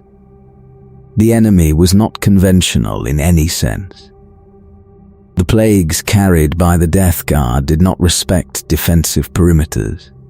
The corruption spread through populations that had been healthy days before, turning civilians into vectors for diseases that the medical infrastructure could not identify, let alone treat. The fighting was not simply military. It was biological, as the Ultramarines found themselves combating not only the warriors of the Death Guard, but the plagues they carried. The world of Ajax, the Garden of Ultramar, the realm's agricultural heart, was among the hardest hit. The symbolic weight of the assault was not lost on either side. Mortarion was targeting the thing that represented Ultramar's productivity and beauty most completely, turning the garden into a wasteland, making the corruption as visible and as devastating as possible. Guilliman returned to Ultramar during the Plague Wars, redirecting from the Indomitus Crusade to defend his home. The confrontation between the two Primarchs, the Builder and the Destroyer, the Champion of Order and the Apostle of Decay, was the kind of engagement that carries the weight of everything both sides represent. It was not simply two extraordinarily powerful beings fighting each other. It was the physical expression of the philosophical argument between entropy and order, between the belief that things can be maintained and the belief that maintenance is futile. Guilliman won. Not easily, not without cost, not in the decisive fashion that a simpler narrative might provide. The Plague Wars were won through a combination of military force, Guilliman's strategic intelligence, and the specific resilience of Ultramar's systems. The same systems that Mortarion had targeted were the systems that produced the coordinated response that defeated him. The governance held. The military responded. The populations, educated and motivated by the civic culture that Guilliman had built into Ultramar's foundations, fought for their worlds with a commitment that populations on less well-governed worlds would not have been able to sustain. The Death Guard were driven from Ultramar, not destroyed. Mortarion retreated into the warp as Daemon Primarchs do, wounded but not eliminated, carrying his hatred forward into a future that will certainly produce more encounters. The Plague Wars were won, but the cost was visible across the realm. Worlds that had been maintained for 10,000 years bore the scars of corruption. Populations that had been the Imperium's healthiest and most productive were diminished by the plagues. Ajax, the garden, would take generations to recover. But Ultramar survived. The system survived. The governance that Guilliman had built was tested against the most complete possible assault on everything it represented. And the governance held. This is the argument for Ultramar, compressed into a single campaign. The Plague Wars demonstrated that the order Guilliman built, the competent governance, the educated population, the maintained infrastructure, the civic culture that gives people something to fight for beyond mere survival, produces resilience. When Mortarian's entropy came for the Garden fought back, because the Garden's people believed it was worth fighting for. Worlds that do not give their people something worth fighting for do not produce this kind of resistance. The Imperium's standard worlds, governed by indifference and exploitation, collapse when the Death Guard arrives. They collapse because the populations have no investment in the system that governs them, and when the system is attacked, the populations do not defend what has never served them. Ultramar's populations defended what served them. The difference was Guilliman's governance. The difference was always Guilliman's governance. Being an Ultramarine is not the same as being any other Space Marine. Not because the Ultramarines believe they are better. That accusation is leveled at them frequently, and it misunderstands something fundamental about the chapter's self-image. The Ultramarines do not believe they are better. They believe they are responsible. The word matters. A chapter that believes it is better looks down at others. A chapter that believes it is responsible looks at the standards it is expected to maintain and asks whether it is meeting them. The Ultramarines' internal question is not, am I the best? It is, am I performing at the level that the framework requires?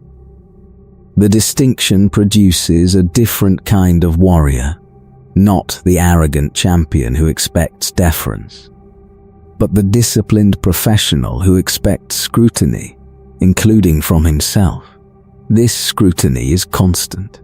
The Ultramarine warrior evaluates his own performance with a rigor that would be oppressive if it were imposed externally, and that is because it is internal and cultural, accepted as the natural condition of service. Every engagement is reviewed. Every decision is assessed against what the Codex prescribes, and what the outcome suggests the Codex should have prescribed. Every warrior knows that his battle brothers are watching not to find fault, but to contribute to the collective improvement that the chapter's culture treats as the highest form of brotherhood. The result is a chapter that fights with a consistency that other chapters find either admirable or irritating, depending on the observer's temperament. The Ultramarines do not produce the individual brilliance that some chapters generate, the single warrior whose extraordinary act turns the tide, the commander whose inspired deviation from the plan creates the victory that the plan could not. They produce competence at scale. Every squad performs at or near the standard. Every company executes its role with the precision the doctrine prescribes. Every engagement proceeds through its phases with the methodical thoroughness that 10,000 years of refined doctrine has produced. This is less exciting to watch than the berserker charge of the Black Templars, or the covert insertion of the Raven Guard, or the cursed fury of the Blood Angels. It is more reliable, and in a galaxy where reliability determines whether a world is defended or lost, where the difference between a competent response and a brilliant one is often less important than the difference between a competent response and no response at all, the Ultramarines' consistency has proven more valuable across 10 millennia than any other chapter's peaks of excellence. The warriors themselves carry this knowledge. They know they are not the most celebrated individual fighters. They know that the sagas told about other chapters' champions are more dramatic than the sagas told about Ultramarine commanders. They know that the galaxy finds them somewhat dull, competent, yes, impressive, yes, but not possessed of the romantic intensity that makes some chapters objects of fascination. The Ultramarines have made their peace with this. They have had 10,000 years to make their peace with it, and the peace is well made by now. The warrior who is performing his role correctly, who is contributing to the chapter's collective effectiveness, who is maintaining the standard that Guilliman established. This warrior does not need the celebration that other chapters' warriors receive, because the standard itself is the celebration. Meeting it is the achievement.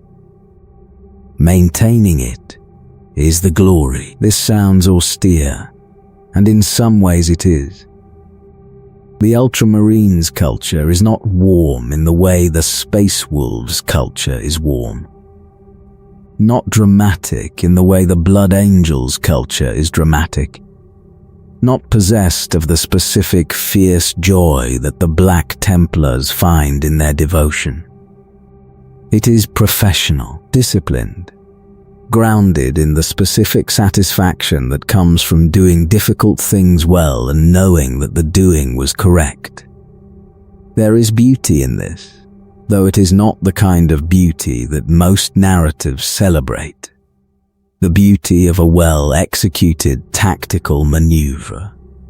The beauty of a company formation moving through a complex engagement with every element in its correct position, doing its correct thing. The combined effect of 100 warriors performing individually at the standard, producing something collectively that exceeds what any individual contribution could achieve. This is the beauty the Ultramarines cultivate, and it is a beauty that requires the specific kind of intelligence that appreciates systems rather than stories. The chapter's officers maintain this culture through a combination of example and expectation.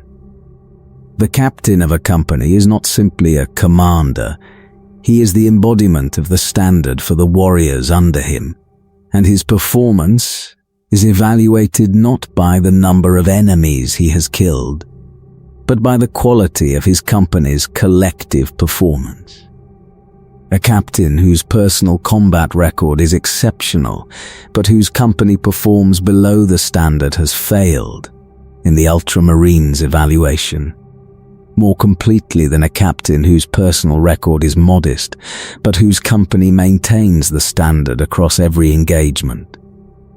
This inversion of the usual heroic hierarchy, the collective above the individual, the system above the star, is the hardest thing about the Ultramarines for outsiders to understand, and it is the thing that makes them what they are. They are not a collection of heroes, they are an institution, and the institution's performance is the thing that matters. Because the institution is what endures when individual heroes fall. Guilliman built it this way. Guilliman built everything this way. There is an accusation directed at the Ultramarines that is worth addressing, because the accusation contains a truth that the chapter's defenders sometimes avoid acknowledging, and the truth is more interesting than the accusation. The accusation is that the Ultramarines are too perfect, too competent, too successful, too much the default, the standard, the thing that every other chapter is measured against. The accusation comes from warriors of other chapters, from observers of the Adeptus Astartes, from anyone who has spent time in the Imperium's military culture, and notice that the Ultramarines' position is not simply one chapter among many, but the chapter from which all others are, in some sense, deviations. The accusation is not wrong. The Ultramarines are the default. The Codex Astartes is their Primarch's work. The majority of chapters in the Adeptus Astartes carry their gene seed. The 500 worlds of Ultramar are governed to a standard that the rest of the Imperium does not approach. The Ultramarines chapter master has a personal relationship with the Primarch who wrote the Codex, who happens to be their gene father. The institutional advantages are real, and the advantages produce outcomes that make the Ultramarines look better than their competitors, and the competition resents this. And the resentment is not entirely unreasonable. But the accusation misses something important. The Ultramarines are not perfect. They have lost battles. They have made strategic errors. They have failed to reach crises in time and have arrived at the aftermath of catastrophes they could not prevent. The first company was destroyed at Macragge. Captain Sicarius was defeated at Damnos. The chapter arrived too late for the Siege of Terror, the most consequential failure of timing in the heresy. The absence that the Ultramarines carry is a wound 10 millennia old. The word-bearers butchered them at Calth through a treachery the Ultramarines' trust made possible. The Ultramarines fail. They fail regularly. What distinguishes them from chapters that also fail is not that the Ultramarines avoid failure, but that the Ultramarines process failure differently. The failure is evaluated. The lessons are extracted. The doctrine is updated. The next engagement benefits from what the failure taught. This is the Codex Astartes in its purest form, not a guarantee of success but a mechanism for learning from failure and converting the learning into improved performance. Other chapters process failure in other ways. Some build mythology around it. The defeat that becomes the defining tragedy. The loss that shapes the chapter's identity. The wound that never heals because healing it would mean losing the thing the wound taught them about themselves. Some ignore failure, the institutional pride that makes acknowledgement of error feel like an admission of fundamental inadequacy. Some rage against failure, the fury of warriors who believe that sufficient violence should always produce victory, and who interpret defeat as evidence that the violence was insufficient. The Ultramarines analyze failure. They sit down with it. They take it apart. They identify the specific decisions, conditions, and factors that produced the failure, and they design solutions for each of them. And they incorporate the solutions into the framework that governs subsequent operations. The process is not dramatic. It does not produce the kind of emotional intensity that other chapters' responses to failure generate. It produces improvement. This is why the accusation of perfection misses the point. The Ultramarines are not perfect, they are improvable. They have built their identity around the proposition that improvement is always possible, that the standard can always be raised, that the current level of performance is never the final level, and 10,000 years of continuous improvement, applied with the discipline that Guilliman designed into the chapter's culture, has produced a force that looks, from the outside, like it was born at the level it has reached. It was not born at this level. It was built to this level, campaign by campaign, failure by failure, lesson by lesson, across a span of time that would have destroyed any institution less committed to the process.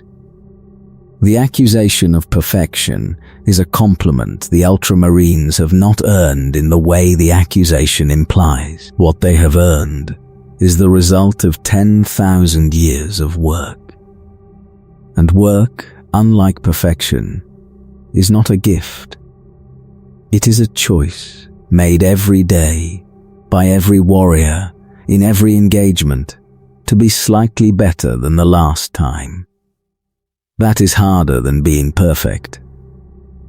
And it is considerably more useful. There is also the criticism from within. The voices who argue that the Ultramarines' adherence to the Codex has produced a kind of institutional rigidity that limits the chapter's ability to respond to threats the Codex does not anticipate. The Blood Angels' tyrannic war veterans were a deviation from the Codex that produced genuine capability. The Black Templars' rejection of the Codex's force limits has produced a chapter capable of operating across more theaters simultaneously than any Codex-compliant force could manage. The Space Wolves' refusal to adopt the Codex's organizational structure has preserved a cultural identity that produces warriors of extraordinary individual capability. Are these chapters better than the Ultramarines in some respects? Yes, the answer is yes, honestly, and without qualification. A chapter that specializes in a single enemy type will outperform a generalist chapter against that enemy. A chapter that rejects force limits will be numerically stronger. A chapter whose cultural identity is built around individual warrior excellence will produce more exceptional individuals. The Ultramarines are not the best at any single thing. They are the best at everything taken together. The generalist capability that the Codex produces, the ability to fight any enemy in any environment at any scale with consistent effectiveness, is less impressive than the specialist's excellence in the specialist's domain. But the galaxy does not present problems one domain at a time. The galaxy presents Tyranids and Necrons and Chaos and Orcs and Xenos and Heresy and Mutation and the 1,000 other threats that emerge from the darkness without scheduling. And the force that can address all of them competently is more valuable, across the span of millennia, than the force that can address one of them superbly. This is what the Ultramarines are. Not the best at any one thing, the most complete, the most sustainable, the most consistently useful across the full range of what the galaxy demands. It is not a quality that generates legends, but it is the quality that has kept the Imperium alive. Guilliman is the only Primarch currently governing the Imperium, and the weight of that solitude is something the official accounts of his return do not adequately convey. The other loyal Primarchs are gone, or were until recently. Dawn is missing, his hand preserved as a relic. Russ departed on a quest from which he has not returned. Vulcan disappeared. Korax vanished into the Eye of Terror. The Khan rode into the webway and has not been seen since. Sanguinius is dead, killed by Horus aboard the Vengeful Spirit. And the Lion, Lionel Johnson of the Dark Angels, has awakened from 10,000 years of slumber within the rock. The second loyal Primarch to return. A wandering knight who fights the Imperium's enemies with devastating capability, but who has not joined Guilliman at the level of governance or strategic command. 2 Primarchs walk the galaxy now instead of 1. But the Lion is a warrior, not an administrator. He fights, alone or with whatever force he gathers, carving through the enemies the Imperium sends him toward. He does not sit on councils. He does not manage the administratum or coordinate the Indomitus Crusade's logistics. The administrative weight of the Imperium, the governance, the strategy, the political management, the 1,000 daily decisions that determine whether a civilization of 1,000,000 worlds functions or collapses, rests on Guilliman. The Lion's return has given the Imperium a second blade. It has not given it a second builder. He is the Lord Commander of the Imperium, the Imperial Regent, the Commander of the Indomitus Crusade, the Primarch of the Ultramarines, the Governor of Ultramar, and the closest thing the Imperium has to a head of state who is actually present and capable of making decisions. Every crisis that exceeds the capacity of the normal institutional response eventually reaches his desk. Every theological question that the Emperor's silence leaves unanswered is implicitly directed at the Primarch who knew the Emperor personally, and who might in theory be able to say what the Emperor would want. He cannot say what the Emperor would want. This is the specific torment of Guilliman's current existence. He knew his father. Yes, he served him. He understood the Emperor's strategic vision well enough to build the Codex Astartes and the post-heresy governmental structure from it. But the Emperor did not confide his deepest plans to any of his sons, and the gulf between what Guilliman knows and what the Imperium expects him to know is the gap that the Primarch's authority cannot bridge. The ecclesiarchy expects him to validate the Emperor's divinity. Guilliman cannot do this, because the Emperor he knew explicitly denied his own divinity, and the Primarch's honesty will not permit him to endorse a theological position he knows his father rejected. But he also cannot deny the divinity without destroying the institutional framework that holds the Imperium's trillions in some semblance of order. Because the ecclesiarchy's religion, whatever its relationship to what the Emperor actually intended, is the glue that keeps 1 billion worlds pointed in approximately the same direction. So Guilliman navigates. He neither confirms nor denies. He manages the theological question with the same pragmatic intelligence he applies to every other institutional problem, and the management costs him something that the Imperium does not see, because the Imperium does not look at its regent closely enough to notice the strain. He is tired. The histories that describe Guilliman's current state suggest a being who is functioning at an extraordinary level but who carries the weariness of a leader who has been managing crises without interruption since the moment of his resurrection. The Indomitus Crusade, the Plague Wars, the reorganization of Ultramar, the revision of the Codex, the management of the Imperium's politics, the military campaigns against threats that multiply faster than they can be addressed.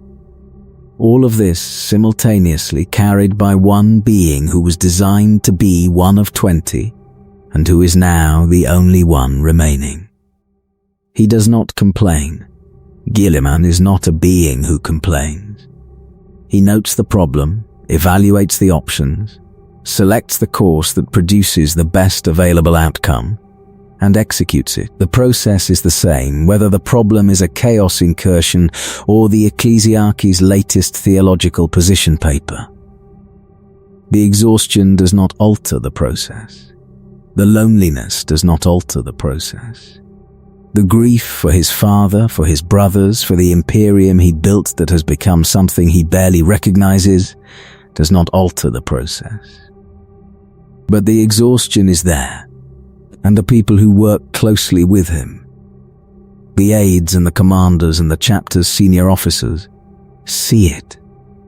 They see a Primarch who is doing everything that can possibly be done, who is functioning at a level that would be impossible for any mortal and that is stretching even his transhuman capacity, and who is doing all of it because there is no one else. There used to be 20, now there are 2, and only one of them governs. The galaxy does not care about the personal cost to the leader who is holding it together. The galaxy presents its problems with the indifference that galaxies have, and the problems do not moderate themselves out of respect for the leader's limits. Guilliman's limits are very far out. He is a Primarch, and the Primarchs were designed to exceed mortal capability in every respect. But the limits exist, and the gap between what the galaxy demands and what any single being can provide is the space in which Guilliman lives. He fills it with work, with planning, with the constant grinding necessary labor of governance and command, and the management of an Imperium that was never designed to be managed by one person and that is being managed by one person because the alternatives are worse. Whether this is sustainable is a question that the Imperium's strategic planners discuss in their more candid moments.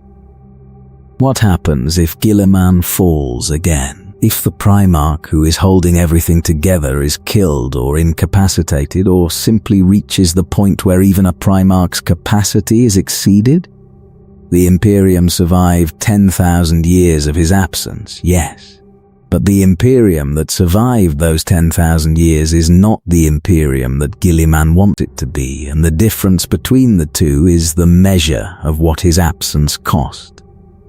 The question has no answer. Guilliman is aware of it, and his response is characteristically practical. Build the systems that can function without him. The Tetrarchs of Ultramar, the command structures of the Indomitus Crusade, the revised codex that incorporates the lessons of the current era, the reforms that reduce the Imperium's dependence on any single point of failure, including himself. This is what Guilliman does. He builds systems that outlast the builder. It is the first thing he learned on Macragge, and the last thing he is teaching the Imperium. Whether the Imperium is learning is a different question. The Ultramarines have produced fewer legends than some chapters. This is partly because the chapter's culture does not celebrate individual legend in the same way. The system is the hero, not the man. But the individuals who have distinguished themselves within the chapter's framework reveal something about the range of what the Ultramarines produce, and about the tension between the culture's emphasis on collective excellence and the reality that some warriors are simply exceptional. Captain Cato Sicarius is the most visible example of this tension. Sicarius is the captain of the Second Company, the most operationally active company in the chapter, the force that is deployed first to the largest number of crises. He is also, by any honest assessment, the most individually impressive warrior the modern chapter has produced. His combat record is extraordinary. His personal courage is beyond question. His ability to inspire his warriors in the field is formidable, and his tactical instincts are sharp enough that he has repeatedly turned situations that should have been defeats into victories through the force of his own decision-making. He is also arrogant. Not in the subtle, managed way that institutional cultures typically handle ambition. In the overt, personally expressed way that a warrior of exceptional individual capability handles the gap between his own talents and the institutional framework's insistence that individual talents are less important than collective performance. Sicarius knows he is the best warrior in the chapter. He behaves accordingly, and the behavior creates friction with the chapter's culture in ways that the chapter's leadership has managed rather than resolved. His defeat at Damnos, the initial Necron engagement where the Second Company was driven off a world they had been sent to save, was, for Sicarius, the kind of experience that other chapters' warriors might have processed as a humbling, a reminder that individual excellence does not guarantee victory, a lesson in the limits of personal capability when the enemy's advantages are structural rather than individual. Sicarius processed it as motivation. He came back to Damnos and won the rematch. And the winning was, in his understanding, the proof that his approach had been correct all along, that the failure was a temporary condition that could be corrected by applying the same qualities that had produced the failure, but harder and better. Whether this is admirable or concerning depends on the observer. The chapter tolerates Sicarius because his results are undeniable, and the Ultramarines are, at bottom, a results-oriented institution. But the tolerance is not unlimited. and the relationship between Sicarius's personal ambition and the chapter's collective culture is one of the ongoing internal dynamics that the Ultramarines manage with the same quiet institutional skill they bring to everything. Chaplain Orton Cassius offers a different picture.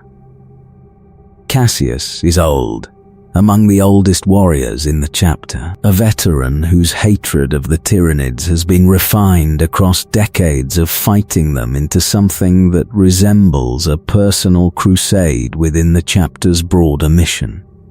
He is the warrior who created the tyrannic war veterans, the deviation from the codex that Guilliman would later validate, and his willingness to deviate, to identify a need the framework did not address, and to create the response without waiting for permission, marks him as something unusual in the Ultramarines' culture.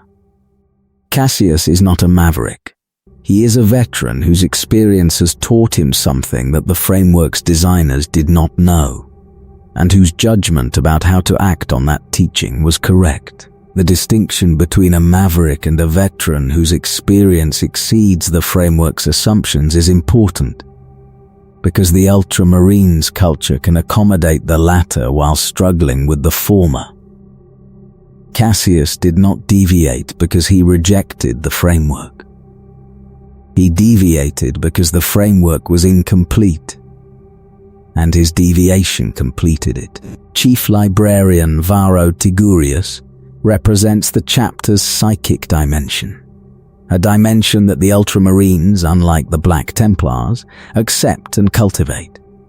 Tigurius is among the most powerful psychers in the Adeptus Astartes, and his abilities have been critical in engagements where the enemy's psychic or daemonic capabilities exceeded what conventional military response could address.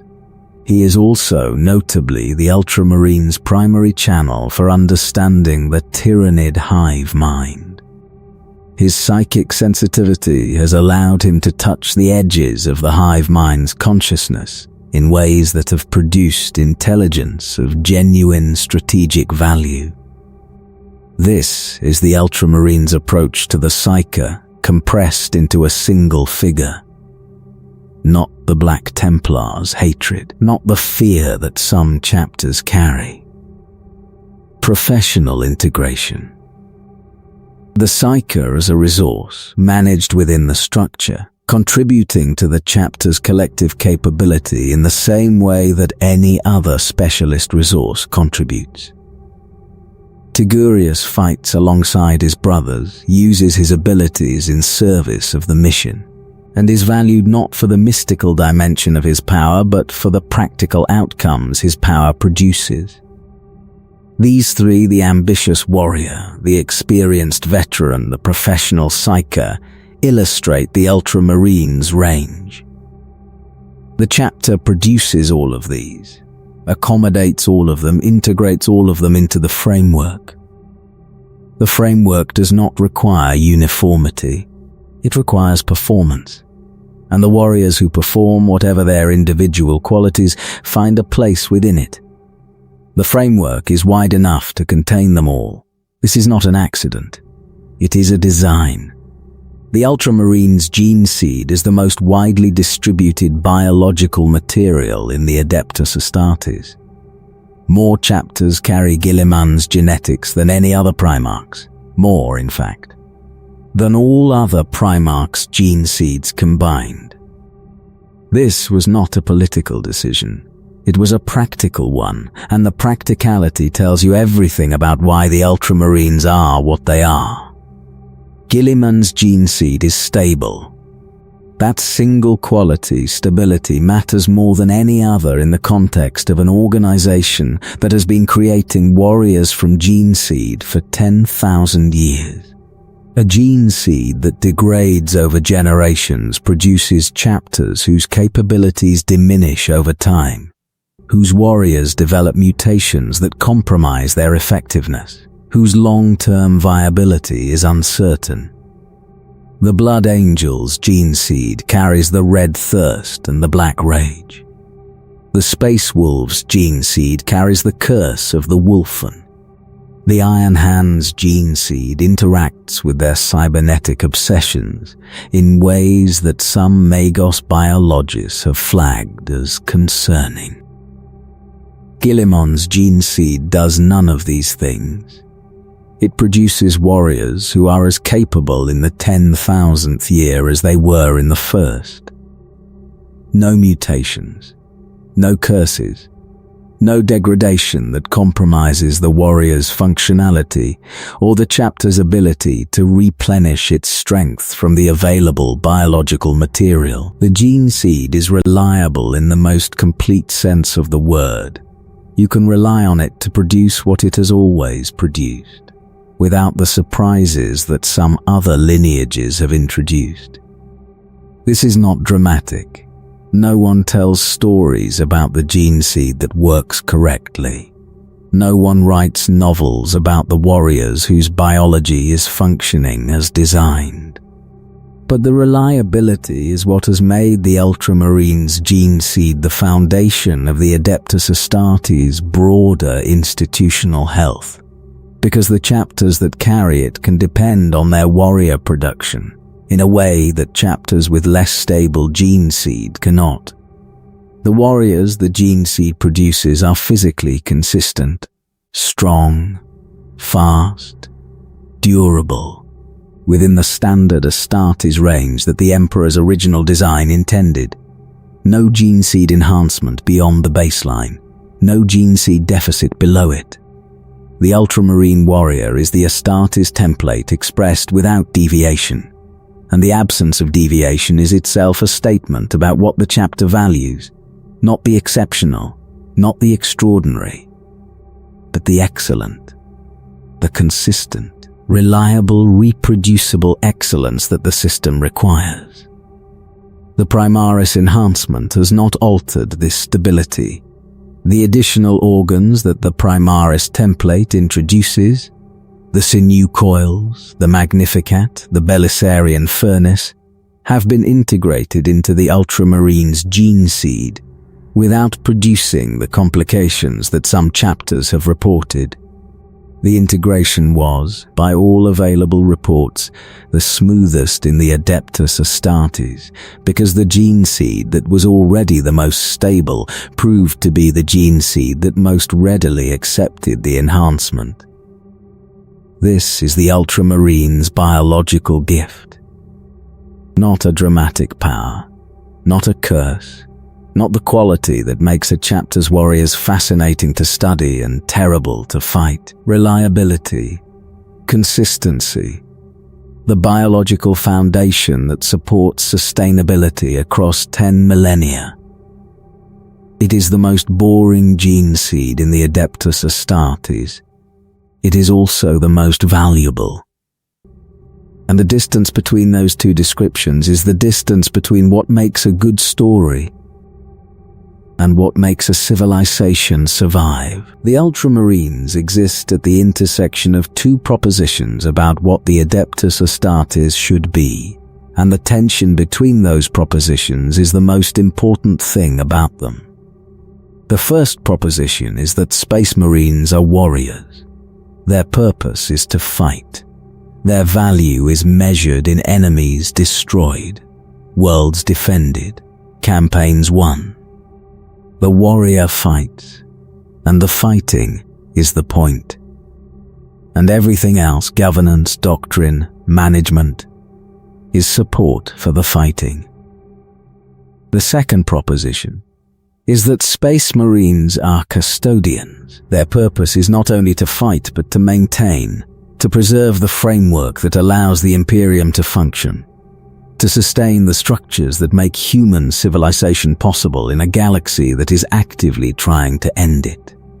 The custodian fights when fighting is necessary, but the fighting is not the point.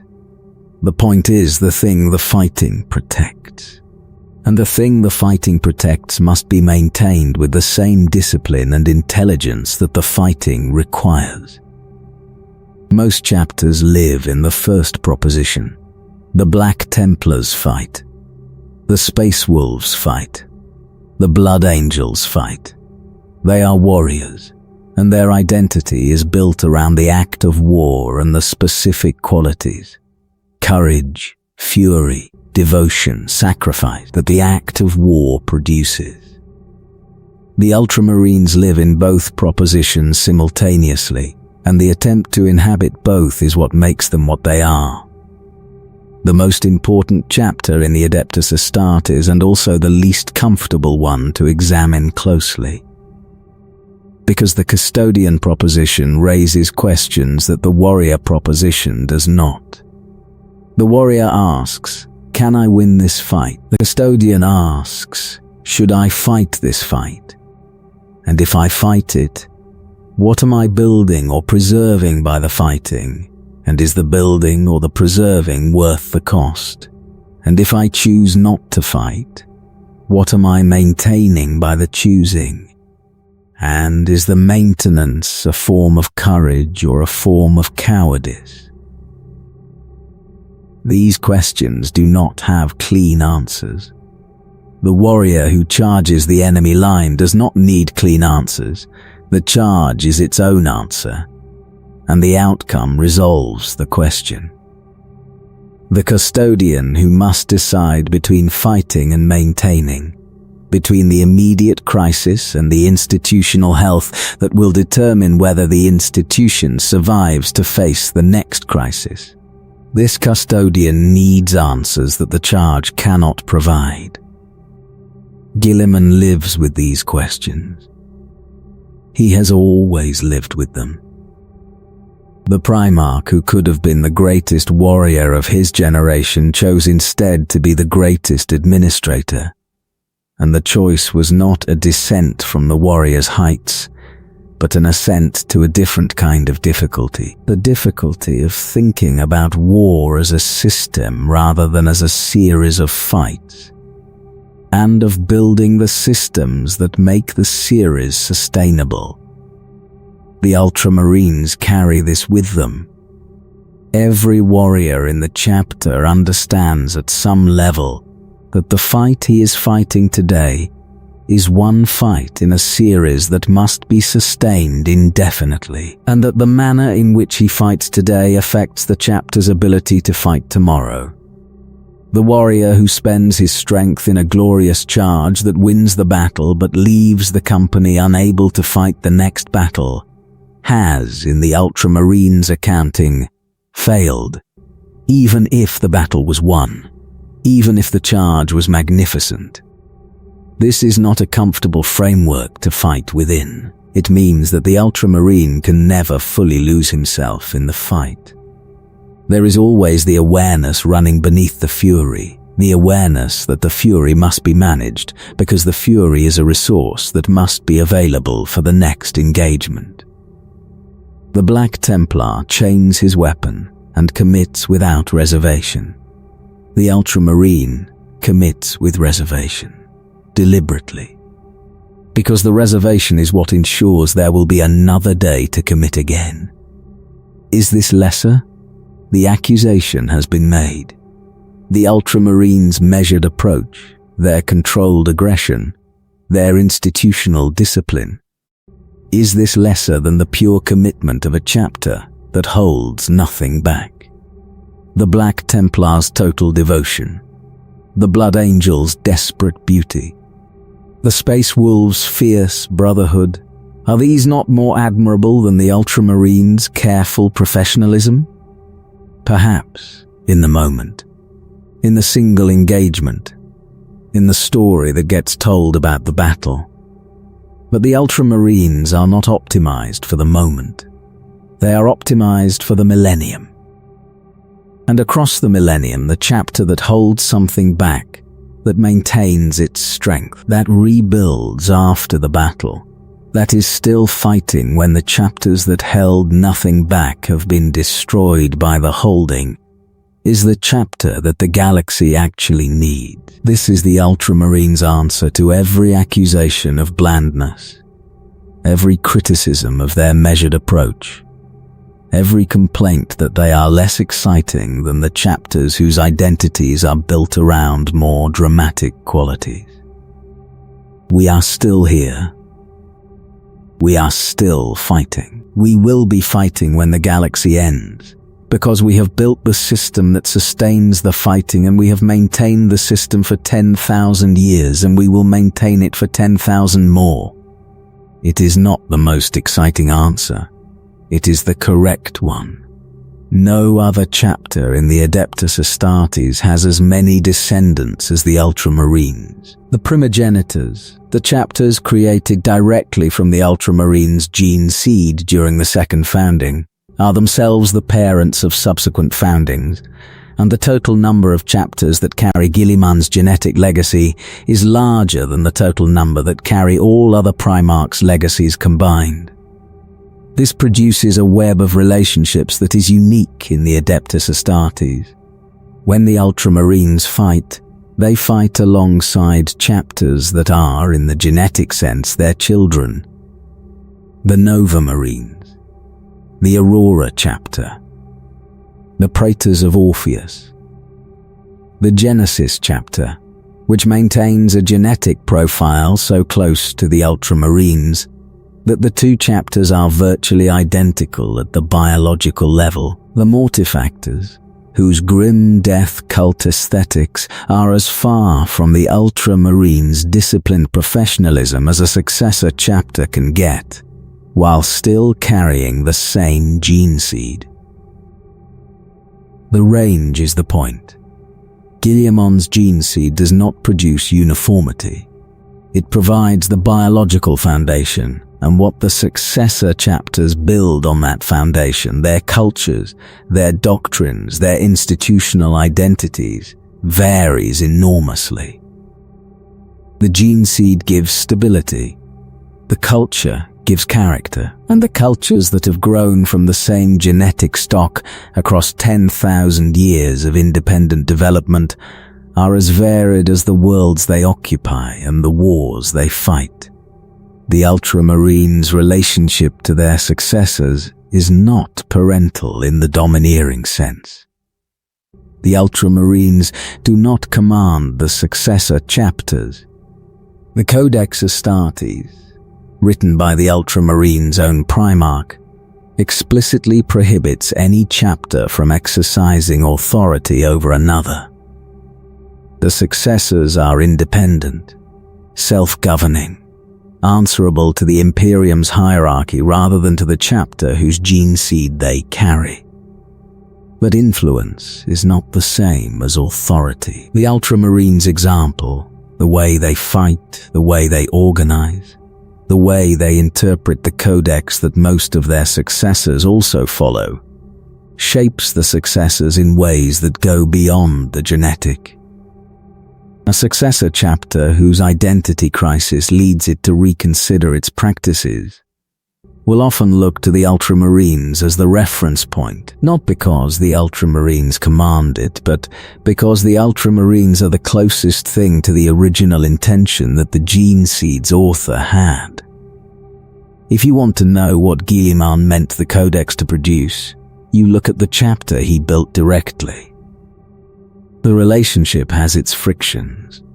Some successors resent the comparison, the implicit suggestion that they are measured against the Ultramarines and found to be deviations rather than alternatives.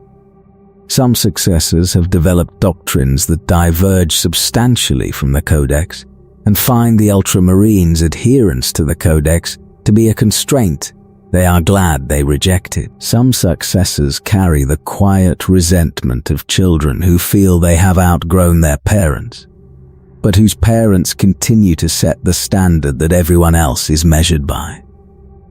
The Ultramarines manage these frictions with the same institutional competence they bring to everything. They do not demand deference. They do not insist on conformity.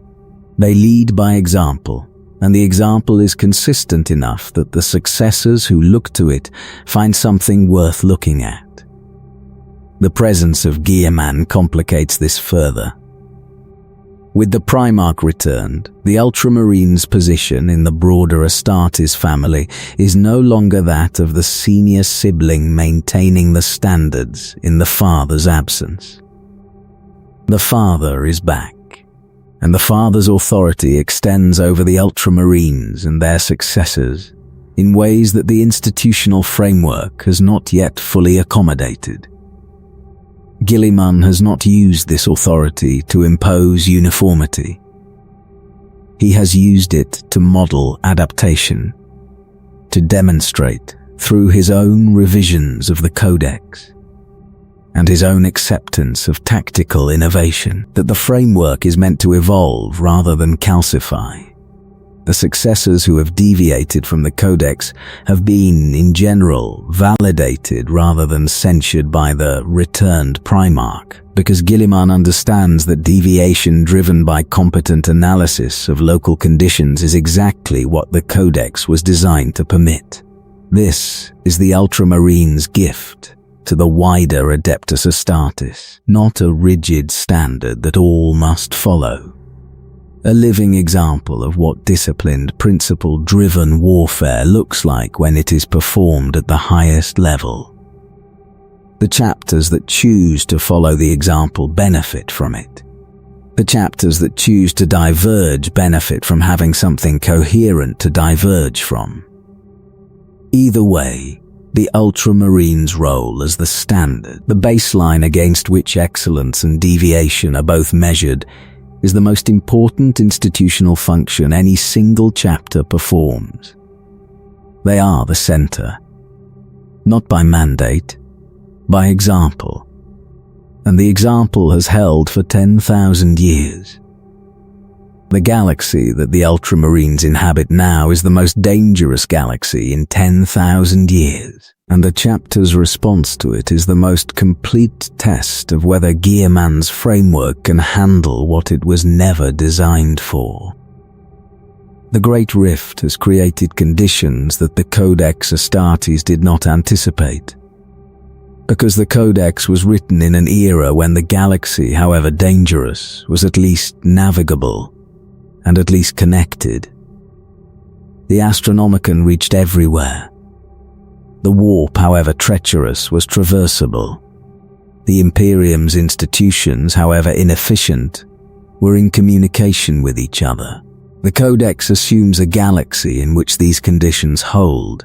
The current galaxy does not hold them.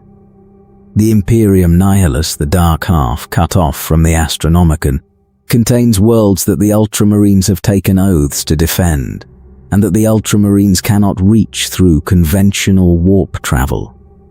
The isolation of these worlds is not a temporary condition. The rift is permanent, or as close to permanent as anything the warp produces. And the strategic challenge of maintaining the Imperium's coherence across a galaxy that has been physically divided is the kind of challenge that no previous era has presented. The Ultramarines' response has been to do what the Ultramarines always do: adapt the framework. The Primaris reinforcements have increased the chapter's combat capability.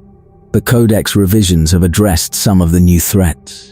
The Tetrarchy has decentralized Ultramar's governance to a degree that allows the realm to function even when the Primarch is absent on crusade. The successor chapters have been coordinated, to the extent that coordination is possible across the Rift's disruption, to address the most critical threats in their regions. It is not enough. This is the honest assessment, and the Ultramarines' culture of honest assessment does not permit the pretense that the current situation is under control. The galaxy has more crises than the available forces can address. The enemies are more numerous and more capable than the Codex's assumptions accounted for. The institutional frameworks that Guilliman built to manage the Imperium's affairs are straining under demands that exceed their design capacity. But strain is not failure. The frameworks are bending. They have not broken. The Codex is being revised. The chapter is adapting. Ultramar is holding. The Indomitus Crusade is stabilizing what it can reach. The Primaris integration has produced a chapter that is physically more capable than it has been at any point in its history. The pieces are in motion, and the motion is directed, and the direction is toward the solutions rather than away from the problems. Guilliman is at the center of this, and the role demands everything he has. The Primarch, who was designed to build systems, is now rebuilding systems that his 10,000-year absence allowed to decay, while simultaneously fighting the wars that the decay has produced and managing the institutional politics that the reforms generate. He is doing this alone, without the brothers who were supposed to share the burden. And the aloneness is the thing that his warriors see, and that they cannot address.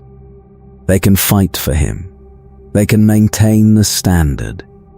They can execute the doctrine and uphold the principles, and hold the line in the specific, disciplined Ultramarine way that has proven its value across 10 millennia. They cannot replace his brothers. They cannot give him what he lost when the galaxy took the other Primarchs from him. They cannot make the loneliness of the last son of the Emperor anything other than what it is. What they can do, and what they are doing, is be the chapter he built, the system he designed, the framework he created for exactly this kind of crisis. The crisis that overwhelms individual capability and that only institutional resilience can survive. The Ultramarines are Guilliman's framework made flesh.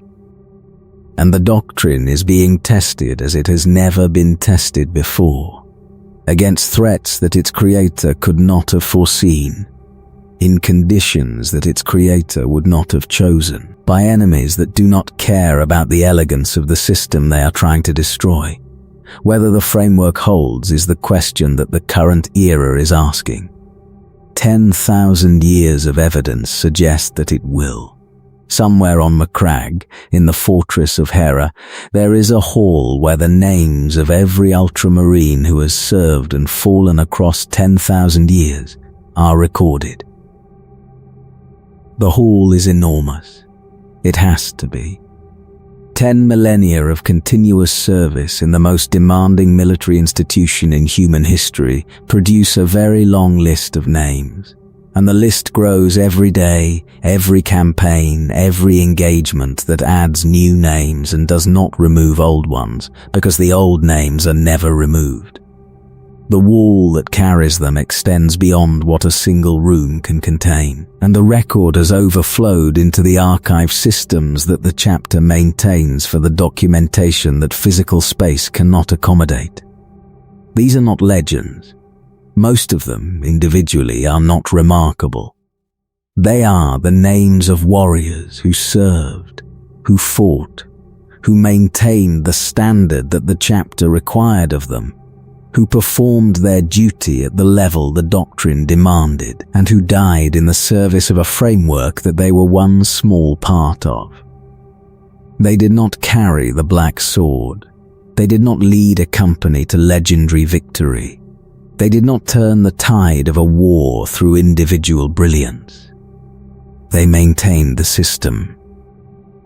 And the system won the war, or held the line, or stabilized the sector, or did whatever the system was required to do in the engagement that required them. Their individual contribution was modest. Their collective contribution was the Ultramarines. This is the thing about the Ultramarines that is hardest to convey and most important to understand. They are not the sum of their heroes. They are not Guilliman plus Calgar plus Sicarius plus the named champions whose stories fill the histories.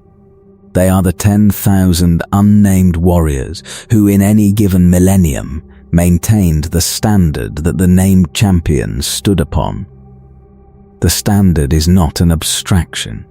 It is the quality of the bolter drill that a tactical marine performs every day of his service, year after year, until the drill is not a practice but a reflex. It is the discipline that keeps a Devastator squad in position when the enemy is closing and the instinct to withdraw is pressing and the doctrine says hold. It is the judgment that a sergeant exercises when the captain is down and the communication is cut. And the decision about what to do next rests with the warrior who has been trained to make it. It is the logistical competence that ensures the ammunition is where it needs to be, the vehicles are maintained, the gene seed is preserved, the chapter's infrastructure is functioning at the level that 10,000 years of continuous operation requires. None of this is dramatic. None of it produces the stories that the Imperium tells itself about its heroes.